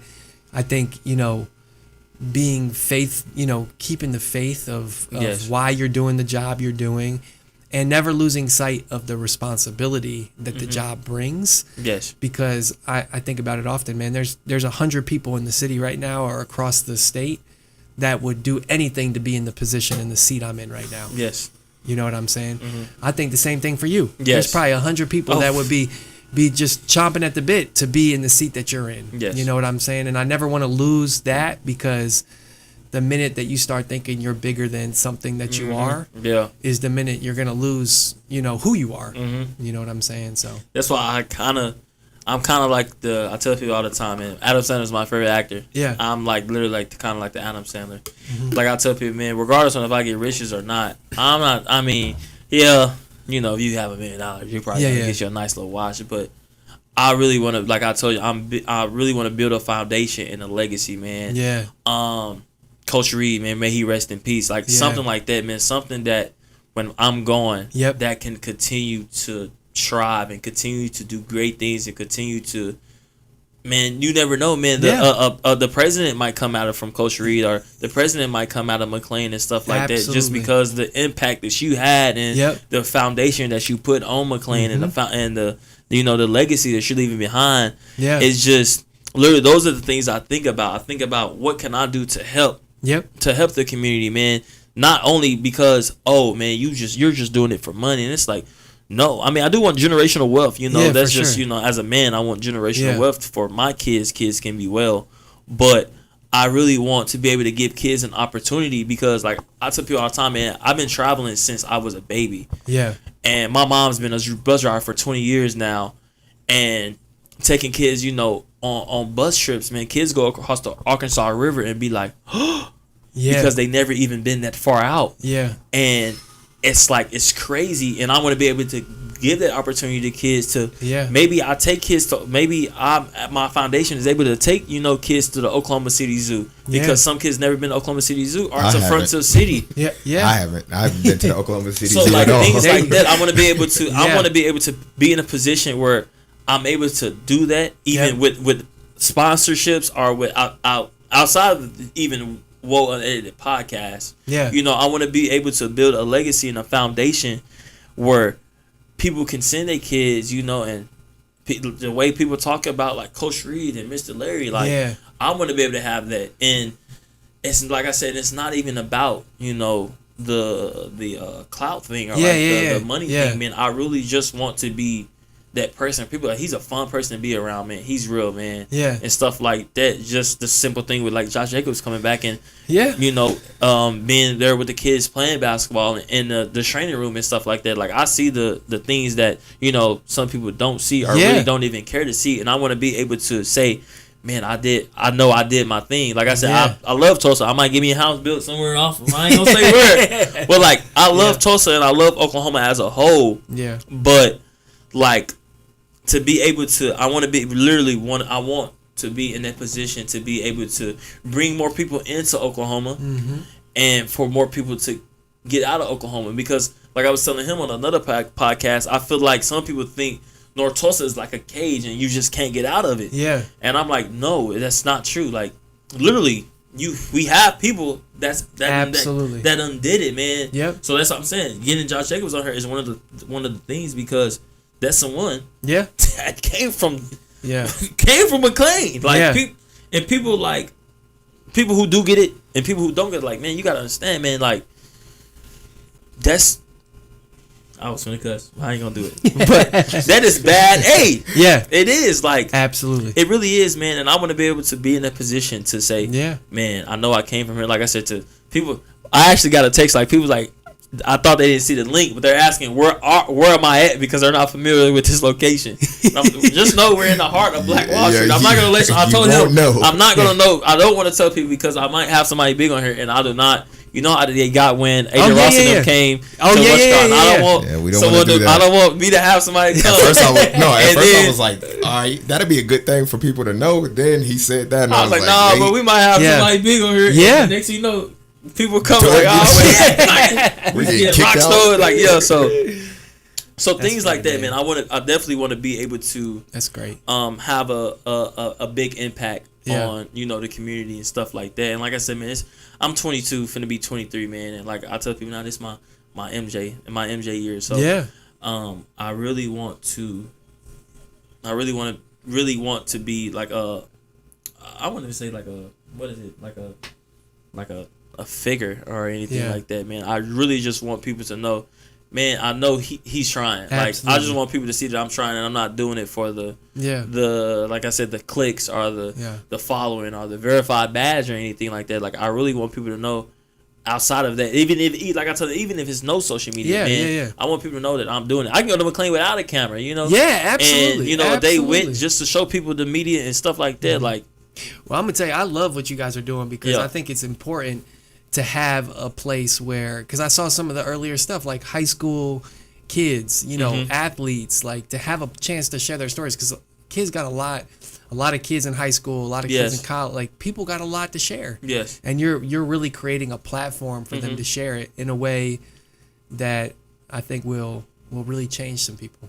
Yeah. So we'll get on to the next segment, which is more about impact. So what about the kids that feel overlooked? Because I know as being a principal, you go through all different types of kids, man. So about the kids that are overlooked, how do you reach them? Man, that's a good question, and that's probably one of the areas that kind of stick with you, because there are kids, you're not going to get every single kid as much as you want to. But that's why I think creating these opportunities are really important, man. I just left McLean before I came here, and one of our awesome teachers, Miss Price, man, she's doing a cooking club. And so they've got, 20 kids in there cooking like eggs and French toast and like learning all these like things to, cook and stuff like that. And I just think everybody should try, if you're in high school and you're listening to this, get involved with something. Yes. Do something. You know what I'm saying? Because I do think it's very easy to be overlooked. It's very easy to, I think that happens. But I do think there's an opportunity, man, across schools. But I can only speak for my school. Yes. We have so many after school clubs and opportunities that are just craving for kids to come be involved with it. And so I do think that's a challenge in the job, because you want every kid to feel seen, to feel heard, to feel valued. But it unfortunately doesn't always happen. So that's what I actually want to get into, man, is let's talk about McLean and the after school programs. I got people asking me right now, where do we get the Wiz tickets? Yeah, texting me. Awesome. So that's awesome.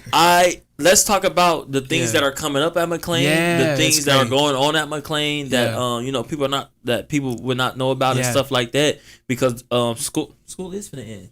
Yeah, man, we're like 8 weeks away. Okay. So, but I love, this is my favorite part of the podcast, getting to share this awesome stuff, man. So, just to start, so the Wiz, man, last year was the first high school musical, spring musical at McLean in a long time. And the kids did the show 6. This year, we've got the Wiz coming back. So that's going to be, and pull my phone here, look real quick. That's going to be, let's write that down. Here. Yeah, let's write that down. April. You got your phone right there, bro? Yeah, I know. I don't put the stuff on my phone because I forget. April 17th at 7 o'clock at McLean High School. Friday, April 17th. We're going to have a Sunday matinee as well at, I think, 2 o'clock on Sunday, then April 19th. We'll send out some flyers as well. Okay.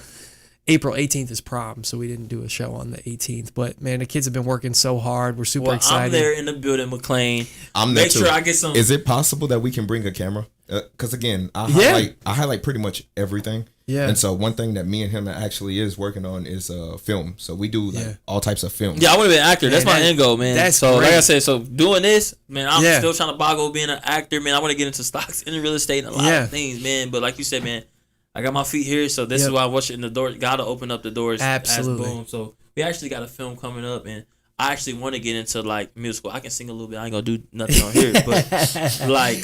Yeah, man, we want to be there, man. That'd be great. I mean, I ain't like special or nothing, but I do want like a front row seat. I can't see. Just letting y'all know, man. A backstage pass or something, man. We get some interviews going on back there. That'd be great. Yeah, because they've been working really hard, and we got the sets being designed right now in like our Tulsa Tech class. So we have a Foundations of Manufacturing class on McLean's campus. Okay. Yeah. So for people that don't know, like people say all the time, like shop is taken out of the schools.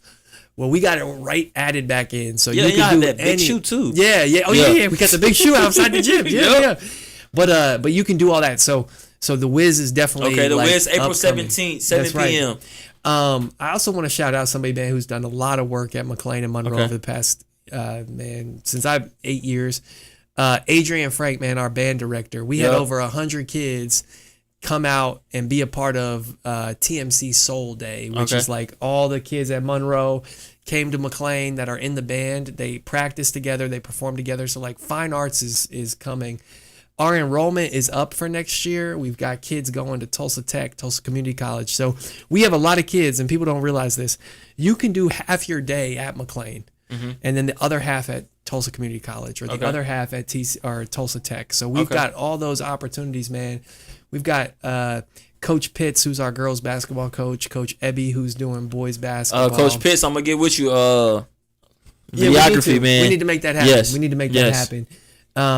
But yeah, so we've got all those things happen. We've got prom coming up, of course, graduation. We've got National Honor Society induction that's coming up. But yeah, man, we've got a ton of different things that are happening on campus. TMC Records too. Man, let me talk about Steph real quick, man. We've got a video that I just saw today. I'm gonna break the news here. That's gonna drop soon. Two of our young ladies, they're part of the TMC Records, man, and the video is fire, just fire. So those of you that don't know, we have a recording studio at McLean. So if you are in this program, you get to record your own music if you meet some different standards that Steph has set. Steph Simon, shout out Steph Simon. Our album this year is called Sounds of the Nitty. It's gonna drop in May. They'll have an album release party. Okay. But every kid that's in the class is a competitive class. But every kid that's in the class gets to do their own song. I need you to. I'm gonna send you everything that we have because I'm trying to be everywhere, man. Yeah. Like literally, I literally want people to see my face. Yeah. And want to take a picture with me. That's what I want. Let's do it. That's the only thing I want to be able to walk outside. What I want to do, I would love for you to come up to McLean one day. Yes. And you go like class to class hallways, pull kids out, talk to them. Because I can sit up here and talk all day. Yes. But when you actually hear from the kids, they'll tell you why. Why they enjoy coming to our school, man. Yes. Because I think for a long time, people were like, it's Booker T or bust or whatever it may be. No, man, we have a lot of kids that actively choose to come to our school. Yes. And have a great time there. We're coming, man. So, we're coming like the news. So watch out, man. Like, watch out. We coming like Fox 23. Y'all better be ready. Make sure y'all got your hair done and your hair cut. There we go. I'm telling you. Let's make it happen. Yes, sir. The tickets for the Wiz, they're going to go on sale. Okay. You could come buy them up at the school. So if people wanted to come by the main office and stuff, we'll do a drop on our Facebook page. That way we can start sharing it out of like where to go buy the tickets, how to buy them, how to purchase them. You can buy them at the door. But yeah, man, we're really excited. And y'all make sure to. And I'll be honest too. One of the reasons why we picked this date was because last year, Booker T. Washington's drama club, man, they did a play as well. They came up to McLean to support our kids in the first show. So we chose this date so our kids can go now to the Booker T show and support them. So it's all love out north with performing arts and stuff like that.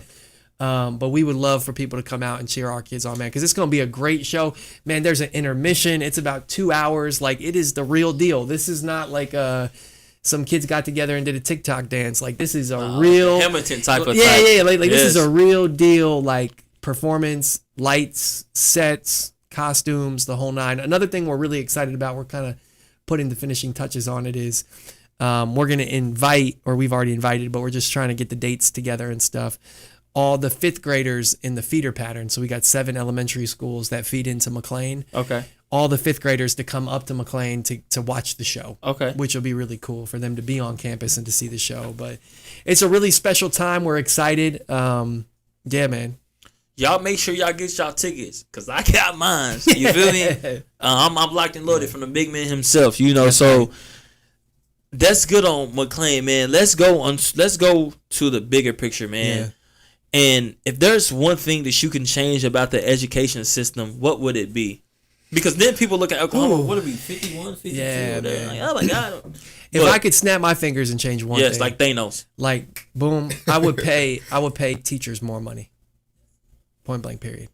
I think that our teachers are severely underpaid. Mm-hmm. It's a profession, and I think that if we could really pay teachers what they're worth, yes, like some other states, like Pennsylvania, like these places that really pay well, like pay a really livable, like good wage, the teacher talent would only increase. Like the work that teachers do every day would only be able to increase, and it would affect student learning. I mean, kids would be able to learn more. So, if I said that would be the first thing I'd do.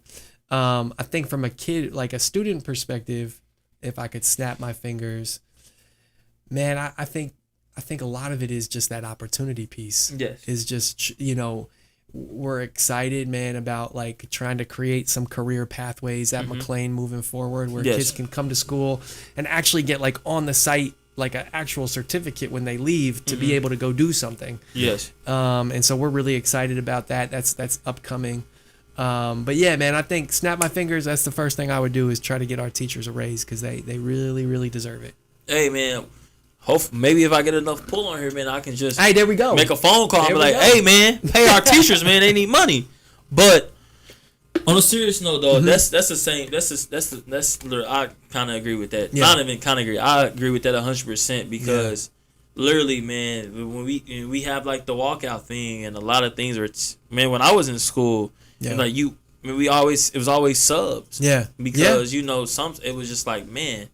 Yeah. There's always something going on and stuff like that. And I just want to say shout out to all the teachers, Absolutely. all around Oklahoma, man, that still strives every day and continue to be, that person that kids look up to. Because like me being a kid, man, I have teachers, man, my teachers from legacy days, man. I can go back. Mr. Kojo was one of my teachers, man. Yeah. Mr. Pruitt, the MacArthur's, oh my God, so many of y'all, Miss Clegg, Mr. Thompson. It's so many, man, that impact me in ways that I don't even think they probably imagine, man. Yeah. And they're all over the place, man, Absolutely. literally. So what role does you think community play in a school success? Yeah, man.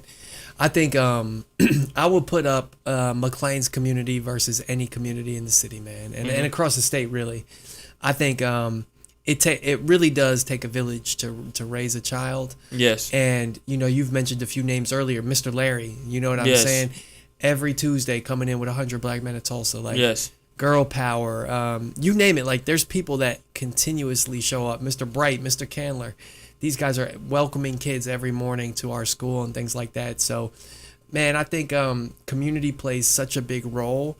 One thing I've been really proud of and something that we'll continue to do is like open our doors. Yes. Our windows, everything we have is open for the community to kind of push in. Yes. Because we know the importance of that. We know the power of that. And so we never want to lose that. So Yes. in my role, my job is to just try to create as many opportunities for community to push in as possible. Yes. But man, it is definitely like a huge thing. And literally, like, just with, like I was telling him, I tell everybody, man, kids I mentor and stuff like that, man, you never know, networking and your connections, man, you just never know where it might take you. Yep. Because you can either tell people, man, I want to get the foundations on here, 100 Black men on here, girl power on here, for people to expand and for people to know about, these communities and these foundations that we have. Yeah. Because, people know about, Coach Reed and 100 Black men and stuff like that. But then you have other people, that's just starting. What Absolutely. is the other one? CJ? I forgot what it's called. Like something, Brothers Foundation. It's something, but like, I want to get these founders, man, and these CEOs on here, man, to talk about. We did one when I was in school. I don't know if it's still active right now, but Big Brothers and Big Sisters. Yeah. For those who don't have brothers and sisters, they come in and kind of teach you stuff and get you going. So that was something that impacted me as well. So I want to be able to get, man, everybody named Mama on here, man. Yeah. I mean, like I told him, we ain't getting. I don't want y'all to get far behind yourself. We ain't getting all the foolery on here. I really want to get people on here who's doing something. People on here who has already done something. People who's trying to do something just not being seen. And like, cause there's a lot of people I see now, man, that they're trying. They're literally trying, and like I said, it doesn't even have to be about sports. Like I want the smartest person at McLean, man.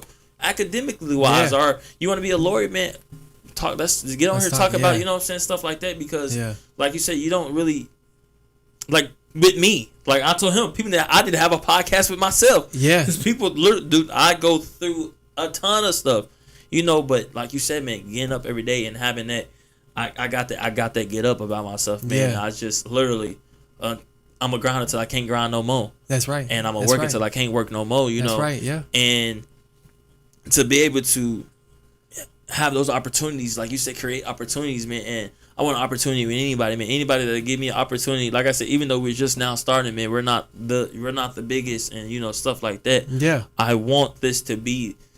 Like I told him, we might not always be in this building. We might branch off and have like a whole facility, that kids can come and that will turn into something big, man. Out with Word of Highlights, man. So. Yeah, that's one of the things I do want to harp on is I fortunately went to Central, but most of us who were at Central didn't really accomplish like enough or like good things, period. Right. So we end up going certain places like jail. Yeah. Jail or dead. And, you know, I've seen a lot of it, but a lot of it stems from us not having anybody that we can see personally do something great. So one of the reasons why I started World of Highlights in the first place was because I know that I have a lot of basketball friends, family, people who played at really high levels. They were really good at what they did, but at some point reared completely left. And now you're stuck with whatever. But again, it's us not being able to see, hey, this is what you could do, or this is what you could have to have this type of, you know, environment. So, That's like I was saying. That's why having literally like those 5 people, man, is like Josh Jacobs is one of my ones. Yeah, because he came from North. He came. I don't know if he was born and raised in North Tulsa, but he came from McLean. Yeah, and now he's a dog. Absolutely. He went to Alabama. Yeah, and now he plays for the Green Bay Packers. I mean, he played for the Raiders. Boo him, but you know he plays for the America's team, Green Bay Packers, and like, hey, but like I want people to hear hear how he got there. I want to get Bryce Thompson and Anthony Pritchard, man, those cats that came from here, absolutely, that are doing great things, and because I want people to understand this is how they did it, and you know, and some of them probably went through the same things. Yeah. Like, we never know. Somebody who plays football went through the same thing as Josh Jacobs as he did as a kid. You know? Yeah. Everybody had to be in when the lights came on that night. Everybody had a curfew. You know, we all probably went through similar things. And to have somebody like that that's, boom, that undid it. Or like you, man, there's probably people who look up to you. Like, man, I want to be a teacher one day. I want to be a big person in leadership one day. And now they see this, you know, this is what she went through and stuff like that. And I want this to be able to be that I don't know the word I'm looking for. That place for it. That space. That like for it. Vehicle to like move people for you. I love it, man. I love it. So, what do you think schools are missing right now?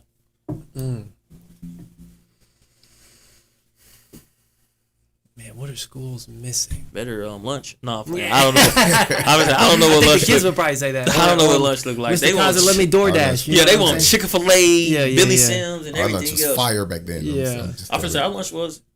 I ain't gonna say back then like I'm old. Okay. Make sure you get your milk. Right. Yeah. Man, I think what are schools missing? I think and I don't even know if missing might not be the right word, but I think there's an opportunity for schools to begin to shift a little bit with where we are as like a workforce.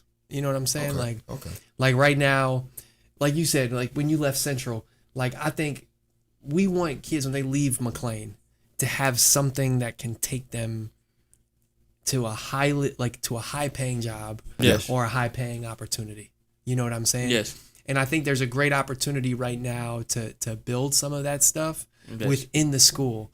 Like I want every kid that leaves our school to like have something.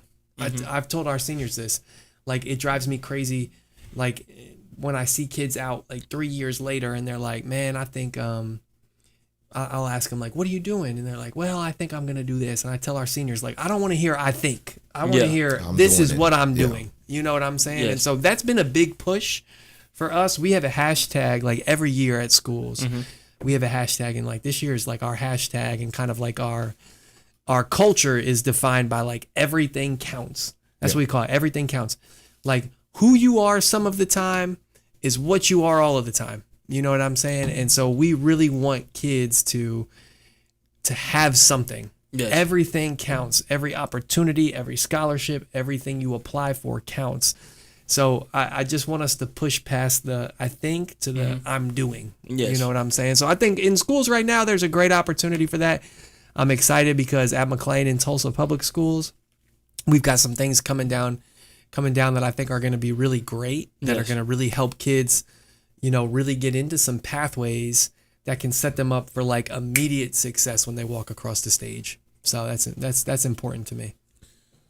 Well, so like I told you, y'all, I want y'all to understand, Mr. Kaiser is a busy man. I don't want to leave him here all day. It is April Fool's. I want him to probably get home and maybe get pranked or something. Yeah, something man. like hit me with a water balloon or something. We're gonna end off, man, off the mic. Not even off the mic, but not even. I kind of like I do a motivational, man. So if you could say anything to teachers, anything to motivate the people out here with everything, man, because like mental health is all like Absolutely. just anything. So if you have anything you want to just say, to motivate the people, man, go ahead and say it, y'all. We have Mr. Rob Kaiser with a motivational speech. Man, my motivational speech is this. Man, everybody on this earth is here for a reason. If you're going through mental health challenges or struggles, like God has placed you here for a reason, and you have a great purpose here on this earth is to do and to do something great. Keep going. It may seem hard right now. It may seem like, you're not where you want to be or what you want to be doing, but your purpose in life is greater than where you are right now. And I think just, put your feet where you lead. Like if you want to be a real estate agent, man, put your feet there. Go meet real estate agents. If you want to be a teacher, go put your feet around teachers. But I think, man, to anybody and everybody out there that's listening, man, McLean to the moon, 4929. We're excited. I'm grateful, guys, that you had me on here tonight, and I wish you guys nothing but success. And I love what you're doing. I really do love what you're doing. Like you said, young in this, I think creating the spaces that you guys are creating for kids to tell their stories, for the community to kind of be storytellers of what they do and how life is, and like there's going to be gems, like it's going to do some great things for kids and for the whole community. So I applaud you guys, man, and anything I can ever do for the pod or for whatever you guys are doing, man, let me know. But I'm excited, man, to be at McLean. I got the best job in the world. I work for the best kids in the world, for the best community. Appreciate it. Well, only thing about me, man, what you can do for me, let me know when y'all have the hoop sessions at McLean, if I can keep my cardio going. That's right. If you see Josh Jacobs just walking down the street or like practicing or something, tell him it's a boy named Goggle. I'm deep. You can ask anybody. Yeah. I'm a deep-hearted Packers fan. There you go. Like, man, I wanted to go to Green Bay for the draft, but that's not the point. But, I'm letting y'all know right now, one day I'm going to have him on here. There you go. And we're going to speak into existence. That's but right. I want to thank you, man, for coming, man. Yeah. And I want y'all to understand, like, this is what this is about, man. This is about being able to come here and talk about not just what people see, but what people don't see. And like I see, none of this is scripted. None of this is edited. I mean, yes, I have the questions I have to write down and stuff like that, but I ask stuff and I take stuff out and stuff like that because it's unedited. Yes, somebody's laughing back like a hyena. Yeah, sorry. But no, all seriousness though, man, I really want to thank you for taking the time out Absolutely. to come on this platform, man, and just talk about everything, man. Talk about McLean and Monroe. Yep. Shout out to the wife and the kids, Yeah, man. They're probably up watching. Or no, I don't know. I don't know what their curfew is. They could be asleep. Man, they should be in bed by now. Okay, let's hope so. Yes. So, I want to say thank you, man, for coming, man, on W.O.H Unedited podcast, man, and I can't wait to be able to step foot in McLean and be in there to try to start a footprint. And Absolutely. Like I said, just let me know, man. April 17th, the Wiz. And that's right. Come on out. We can plan out a day coming up, man, that great, we can come, man, whenever his availability, we'll match it up. I'm available now. Sports is all, situated. So now I just like doing everything. He makes money doing it. I do not. I have to. I don't do it for that reason. No, I don't do it for that reason. God blesses you. Yeah. To take care of your family. That's what it's about. You do a job, you got to do it.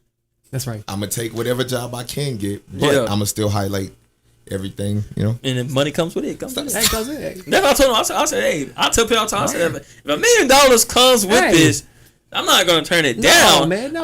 If it's not illegal money, then Yeah. I worked hard for it, but not all. Letting y'all know this right now, all money is not good money, so it's okay to say no. 10 million come right now, I'll probably say yeah. I ain't gonna bull crap, but I want to thank y'all for coming out, man. I want to thank everybody for supporting, man. Shout out to my baby. Shout out to her family for watching. Shout out to my family for watching. Shout out to McLean. Shout out to the North Side, man. Shout out to the Nitty. That's what they call it, man. The North Side, man. Shout out to Deep Turley. We ain't gonna forget about y'all either, man. I want to thank y'all. I always been having a joke about Deep Turley. I had a film when my first film I did. No garage. The joke a dude was what's it called? My joke was, man, you from Turley, man. Deep Turley. No garage. Because a lot of places out north you don't have garages. That's right. But they do now. But I got love for the North Side, man. Shout out to everybody for watching, man. Y'all make sure y'all share, y'all like, y'all comment, and y'all subscribe to the channel, man. And be ready for more, man. And I want to thank y'all for coming, man.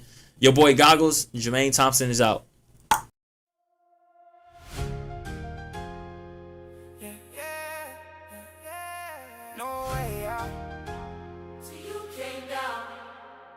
I was stuck in the dark, couldn't see now.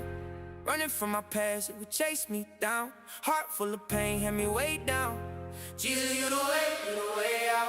No way out, no way out. Till you pull me up, had to change routes. Lost soul, now I'm safe, I can say it loud. Jesus, you the way out. Yeah, speeding through life, I was losing control. Devil in my ear, trying to take my soul. Yeah.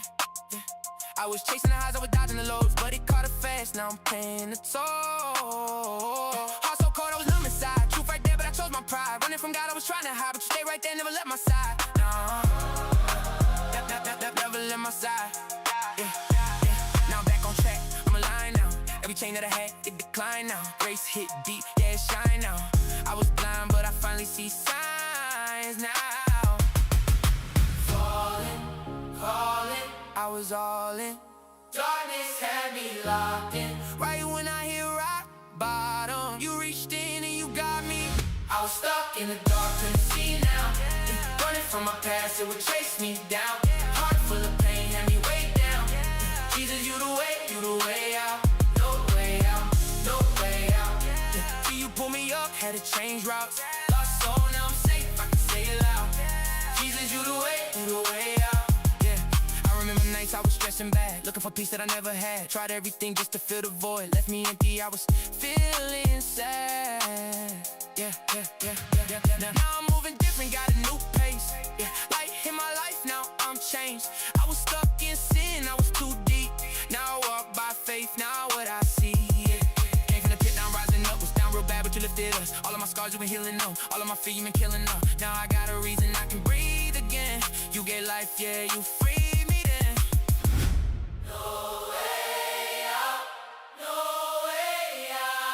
So you made a way. A way out from the dark to the light. You changed my life. I was stuck in the dark, couldn't see now. Running from my past, it would chase me down. Heart full of pain, had me way down. Jesus, you the way out. No way out, no way out. Now I'm living proof with your grace bow. Lost soul, now found, I can say it loud. Jesus, you the way out.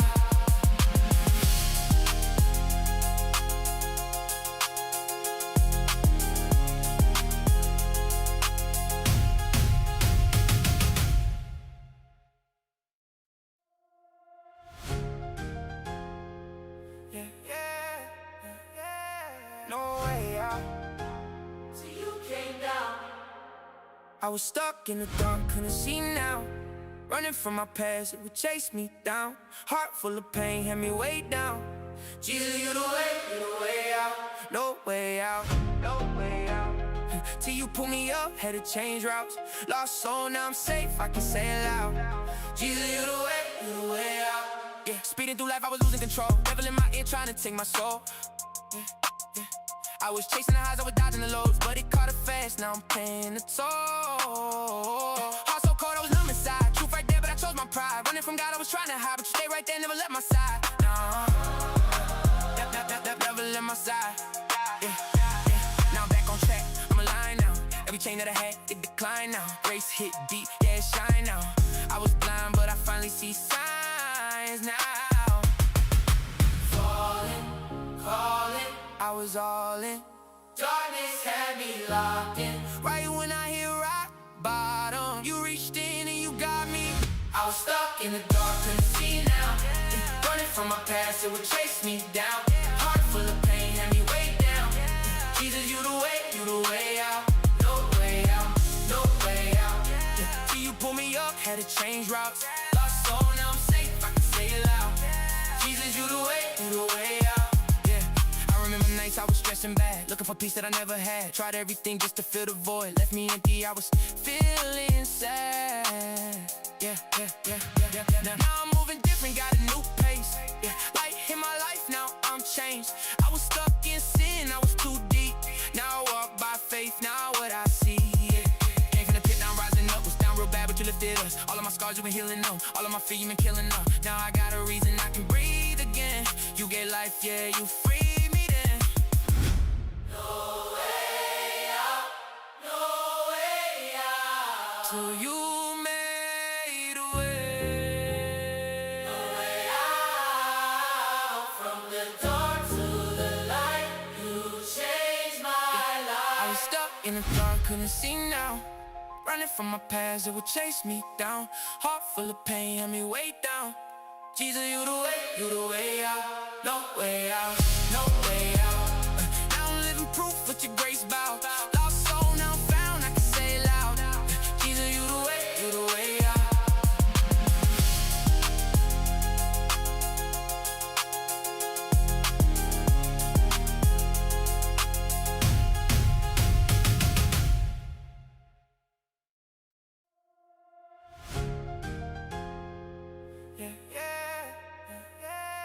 No way out. Till you came down. I was stuck in the dark, couldn't see now. Running from my past, it would chase me down. Heart full of pain, had me way down. Jesus, you the way out. No way out, no way out. Till you pull me up, had to change routes. Lost soul, now I'm safe, I can say it loud. Jesus, you the way out. Yeah, speeding through life, I was losing control. Devil in my ear trying to take my soul. Yeah. I was chasing the highs, I was dodging the lows, but it caught it fast, now I'm paying the toll. Heart so cold, I was numb inside. Truth right there, but I chose my pride. Running from God, I was trying to hide, but you stayed right there, never left my side. Nah, never left my side. Yeah. Now I'm back on track, I'm aligned now. Every chain that I had, it declined now. Grace hit deep, yeah, it shine now. I was blind, but I finally see signs now. Falling, calling, I was all in. Darkness had me locked in. Right when I hit rock bottom, you reached in and you got me. I was stuck in the dark, couldn't see now. Running from my past, it would chase me down. Heart full of pain, had me way down. Jesus, you the way out. No way out, no way out. Till you pull me up, had to change routes. Lost soul, now I'm safe, I can say it loud. Jesus, you the way out. Remember nights I was stressing bad, looking for peace that I never had. Tried everything just to fill the void, left me empty, I was feeling sad. Yeah. Now I'm moving different, got a new pace. Yeah, light in my life, now I'm changed. I was stuck in sin, I was too deep. Now I walk by faith, now what I see. Yeah. Came from the pit, now I'm rising up. Was down real bad, but you lifted us. All of my scars, you been healing them. All of my fear, you been killing them. Now I got a reason I can breathe again. You gave life, yeah, you freed me then. No way out, no way out. So you made a way. No way out. From the dark to the light, you changed my life. I was stuck in the dark, couldn't see now. Running from my past, it would chase me down. Heart full of pain, had me way down. Jesus, you the way out. No way out, no way out. Now I'm living proof with your grace bow. Lost soul, now I'm found, I can say it loud. Jesus, you the way out.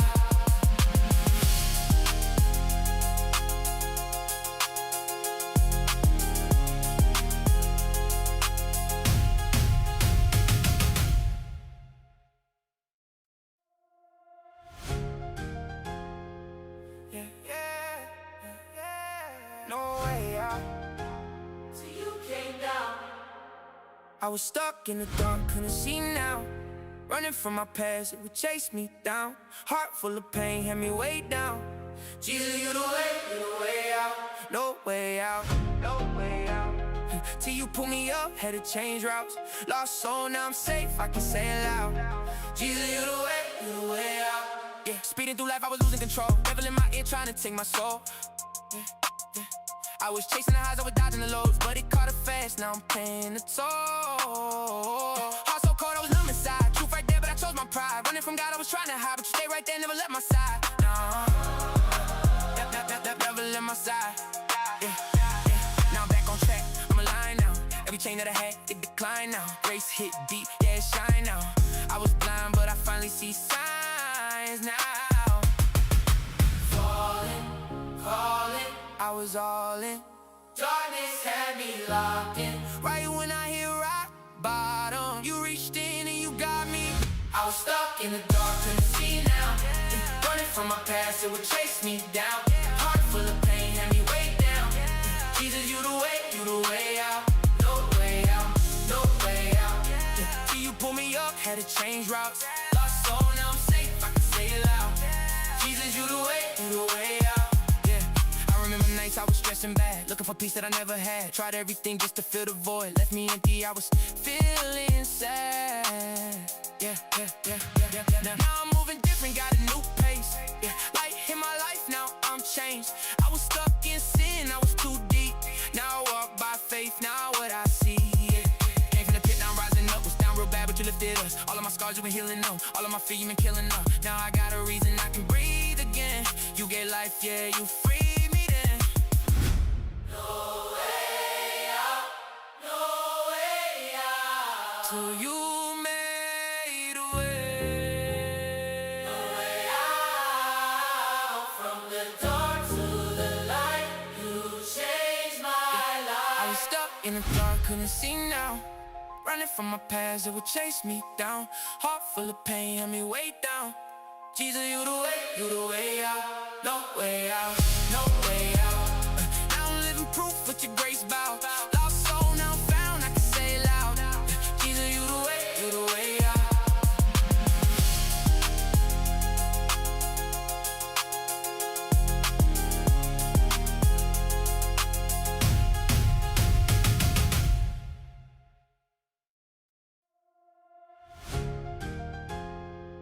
Yeah. No way out. Till you came down. I was stuck in the dark, couldn't see now. Running from my past, it would chase me down. Heart full of pain, had me way down. Jesus, you the way out. No way out, no way out. Till you pull me up, had to change routes. Lost soul, now I'm safe, I can say it loud. Jesus, you the way out. Yeah, speeding through life, I was losing control. Devil in my ear trying to take my soul. Yeah. I was chasing the highs, I was dodging the lows, but it caught it fast, now I'm paying the toll. Heart so cold, I was numb inside. Truth right there, but I chose my pride. Running from God, I was trying to hide, but you stay right there, never left my side. Nah, never left my side. Yeah. Now I'm back on track, I'm aligned now. Every chain that I had, it declined now. Grace hit deep, yeah, it shine now. I was blind, but I finally see signs now. Falling, calling, I was all in. Darkness had me locked in. Right when I hit rock bottom, you reached in and you got me. I was stuck in the dark, couldn't see now. Running from my past, it would chase me down. Heart full of pain, had me way down. Jesus, you the way out. No way out, no way out. Till you pull me up, had to change routes.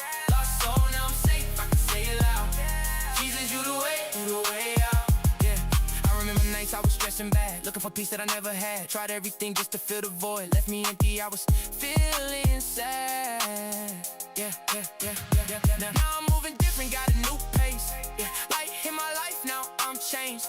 I was stuck in sin, I was too deep. Now I walk by faith, now what I see. Yeah. Came from the pit, now I'm rising up. Was down real bad, but you lifted us. All of my scars you been healing them. All of my fear you been killing them. Now I got a reason I can breathe again. You gave life, yeah, you free.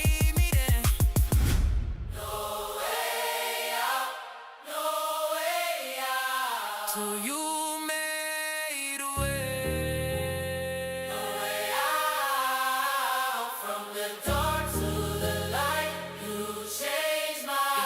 I was stuck in the dark, couldn't see now. Running from my past, it would chase me down. Heart full of pain, had me way down. Jesus, you the way out. No way out, no way out. Now I'm living proof with your grace bow. Lost soul now found, I can say it loud.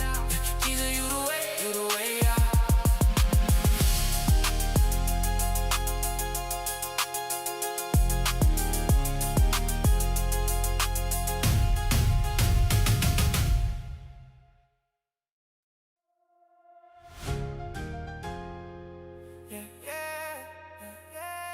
No way out. Till you came down. I was stuck in the dark, couldn't see now. Running from my past, it would chase me down. Heart full of pain, had me way down. Jesus, you the way out. No way out, no way out. Till you pull me up, had to change routes. Lost soul, now I'm safe, I can say it loud. Jesus, you the way out. Yeah, speeding through life, I was losing control. Devil in my ear trying to take my soul. I was chasing the highs, I was dodging the lows, but it caught it fast, now I'm paying the toll. Heart so cold, I was numb inside. Truth right there, but I chose my pride. Running from God, I was trying to hide, but you stay right there, never left my side. Nah, never left my side. Yeah. Now I'm back on track, I'm aligned now. Every chain that I had, it declined now. Grace hit deep, yeah, it shine now. I was blind, but I finally see signs now. Falling, calling, I was all in. Darkness had me locked in. Right when I hit rock bottom, you reached in and you got me. I was stuck in the dark, couldn't see now. Running from my past, it would chase me down. Heart full of pain, had me way down. Jesus, you the way out. No way out, no way out. Till you pull me up, had to change routes. Lost soul, now I'm safe, I can say it loud. Jesus, you the way out. Remember nights I was stressing bad, looking for peace that I never had. Tried everything just to fill the void, left me empty, I was feeling sad. Yeah. Now I'm moving different, got a new pace. Yeah, light hit my life, now I'm changed. I was stuck in sin, I was too deep. Now I walk by faith, now what I see. Yeah. Came from the pit, now I'm rising up. Was down real bad, but you lifted us. All of my scars you been healing them. All of my fear you been killing them. Now I got a reason I can breathe again. You gave life, yeah, you free. No way out, no way out. So you made a way. No way out. From the dark to the light, you changed my life. I was stuck in the dark, couldn't see now. Running from my past, it would chase me down. Heart full of pain, had me way down. Jesus, you the way out. No way out, no way out. Proof with your grace bow. Lost soul now found, I can say it loud. Jesus, you the way out.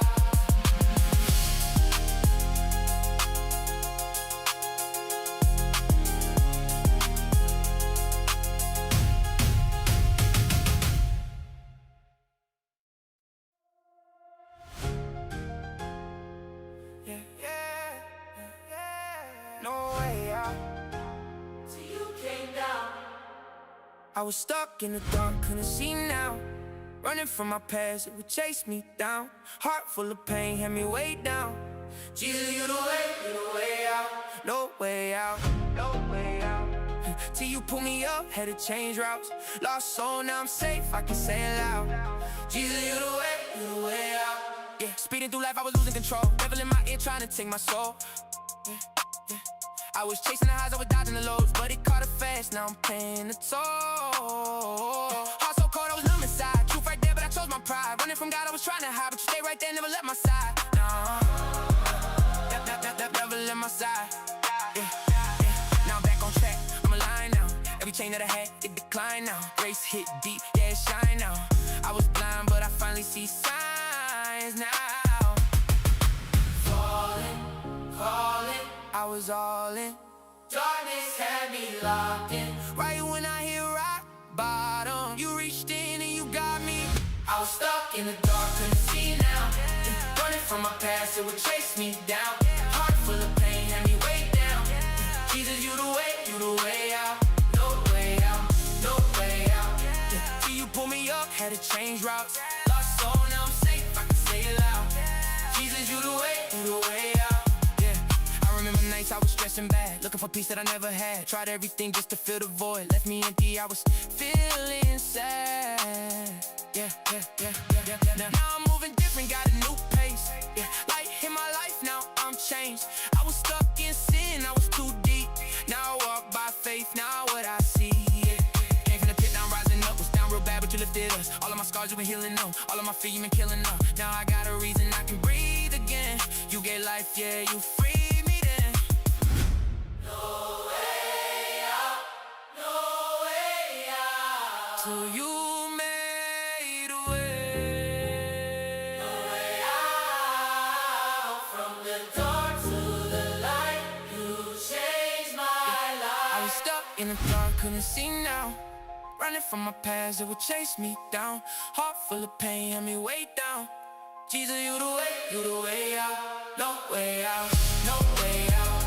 Now I'm living proof with your grace bow. Lost soul, now found, I can say it loud. Jesus, you the way out.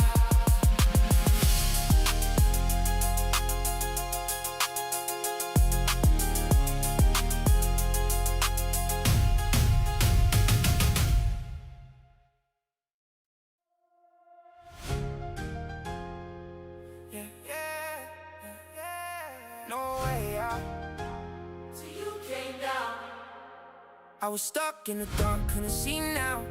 Running from my past, it would chase me down. Heart full of pain, had me way down. Jesus, you the way out. No way out, no way out. Till you pull me up, had to change routes. Lost soul, now I'm safe, I can say it loud. Jesus, you the way out. Yeah, speeding through life, I was losing control. Devil in my ear trying to take my soul. Yeah. I was chasing the highs, I was dodging the lows, but it caught it fast, now I'm paying the toll. Heart so cold, I was numb inside. Truth right there, but I chose my pride. Running from God, I was trying to hide, but you stayed right there, never left my side. Nah, never left my side. Yeah. Now I'm back on track, I'm aligned now. Every chain that I had, it declined now. Grace hit deep, yeah, it shine now. I was blind, but I finally see signs now. Falling, calling, I was all in.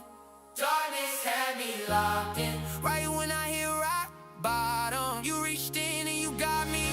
I was stuck in the dark, couldn't see now. Running from my past, it would chase me down. Heart full of pain, had me way down. Jesus, you the way out. No way out, no way out. Till you pull me up, had to change routes. Lost soul, now I'm safe, I can say it loud. Jesus, you the way out. I remember nights I was stressing bad, looking for peace that I never had. Tried everything just to fill the void, left me empty, I was feeling sad. Yeah. Now I'm moving different, got a new pace. Yeah, light in my life, now I'm changed. I was stuck in sin, I was too deep. Now I walk by faith, now what I see. Yeah. Came from the pit, now I'm rising up. Was down real bad, but you lifted us. All of my scars you been healing them. All of my fear you been killing them. Now I got a reason I can breathe again. You gave life, yeah, you freed me then.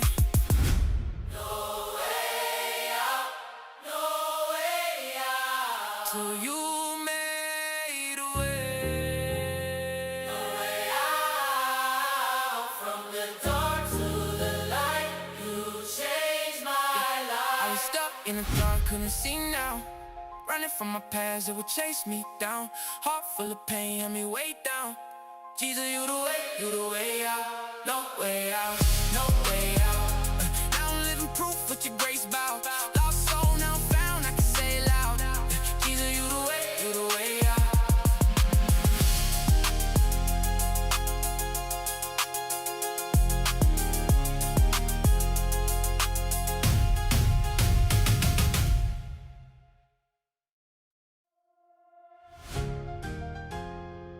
Yeah.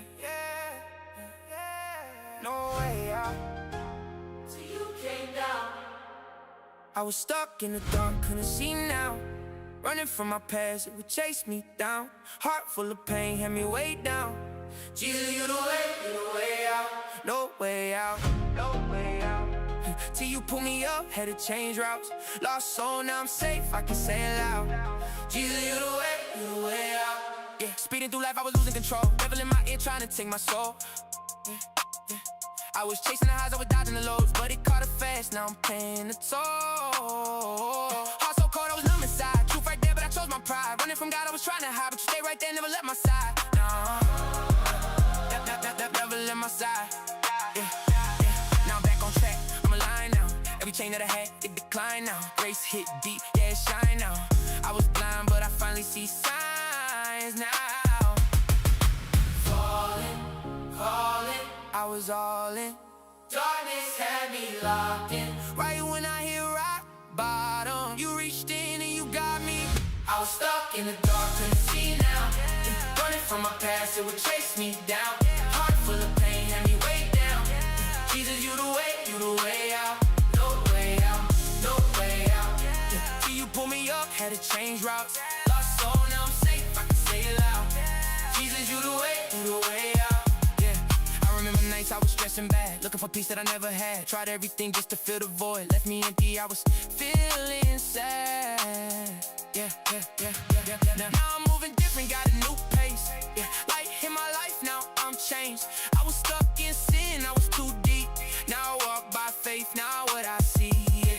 Came from the pit, now I'm rising up. Was down real bad, but you lifted us. All of my scars you been healing them, all of my fear you been killing them. Now I got a reason I can breathe again. You get life, yeah, you free. No way out, no way out. So you made a way. No way out. From the dark to the light, you changed my life. I was stuck in the dark, couldn't see now. Running from my past, it would chase me down. Heart full of pain, had me way down. Jesus, you the way out. No way out, no way out. Proof with your grace bow. Lost soul now found, I can say it loud. Jesus, you the way out.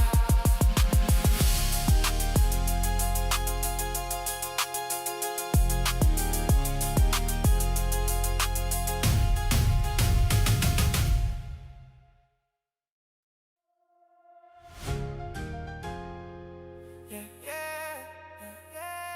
No way out. Till you came down. I was stuck in the dark, couldn't see now. Running from my past, it would chase me down. Heart full of pain, had me way down. Jesus, you the way out. No way out, no way out. Till you pull me up, had to change routes. Lost soul, now I'm safe, I can say it loud. Jesus, you the way out. Yeah, speeding through life, I was losing control. Devil in my ear trying to take my soul. Yeah. I was chasing the highs, I was dodging the lows, but it caught it fast, now I'm paying the toll. Heart so cold, I was numb inside. Truth right there, but I chose my pride. Running from God, I was trying to hide, but you stay right there, never left my side. Nah, never left my side. Yeah. Now I'm back on track, I'm aligned now. Every chain that I had, it declined now. Grace hit deep, yeah, it shine now. I was blind, but I finally see signs now. Calling, I was all in. Darkness had me locked in. Right when I hit rock bottom, you reached in and you got me. I was stuck in the dark, couldn't see now. Running from my past, it would chase me down. Heart full of pain, had me way down. Jesus, you the way out. No way out, no way out. Till you pull me up, had to change routes. Lost soul, now I'm safe, I can say it loud. Jesus, you the way out. Remember nights I was stressing bad, looking for peace that I never had. Tried everything just to fill the void, left me empty, I was feeling sad. Yeah. Now I'm moving different, got a new pace. Yeah, light in my life, now I'm changed. I was stuck in sin, I was too deep. Now I walk by faith, now what I see. Yeah. Came from the pit, now I'm rising up. Was down real bad, but you lifted us. All of my scars you been healing them, all of my fear you been killing them. Now I got a reason I can breathe again. You get life, yeah, you free. No way out, no way out. So you made a way. No way out. From the dark to the light, you changed my life. I was stuck in the dark, couldn't see now. Running from my past, it would chase me down. Heart full of pain, had me way down. Jesus, you the way out. No way out, no way out. Proof with your grace bow. Lost soul now found, I can say it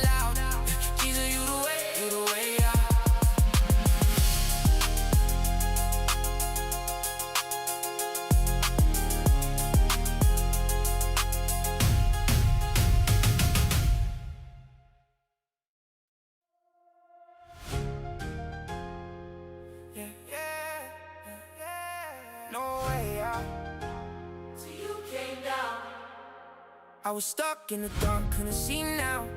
Running from my past, it would chase me down. Heart full of pain, had me way down. Jesus, you the way out. No way out, no way out. Till you pull me up, had to change routes. Lost soul, now I'm safe, I can say it loud. Jesus, you the way out. Yeah, speeding through life, I was losing control. Devil in my ear trying to take my soul. Yeah, yeah. I was chasing the highs, I was dodging the lows, but it caught it fast, now I'm paying the toll. Heart so cold, I was numb inside. Truth right there, but I chose my pride. Running from God, I was trying to hide, but you stayed right there, never left my side. Nah, never left my side. Yeah, yeah. Now I'm back on track, I'm aligned now. Every chain that I had, it declined now. Grace hit deep, yeah, it shine now. I was blind, but I finally see signs now. Falling, calling, I was all in. Darkness had me locked in. Right when I hit rock bottom, you reached in and you got me. I was stuck in the dark, couldn't see now. Running from my past, it would chase me down.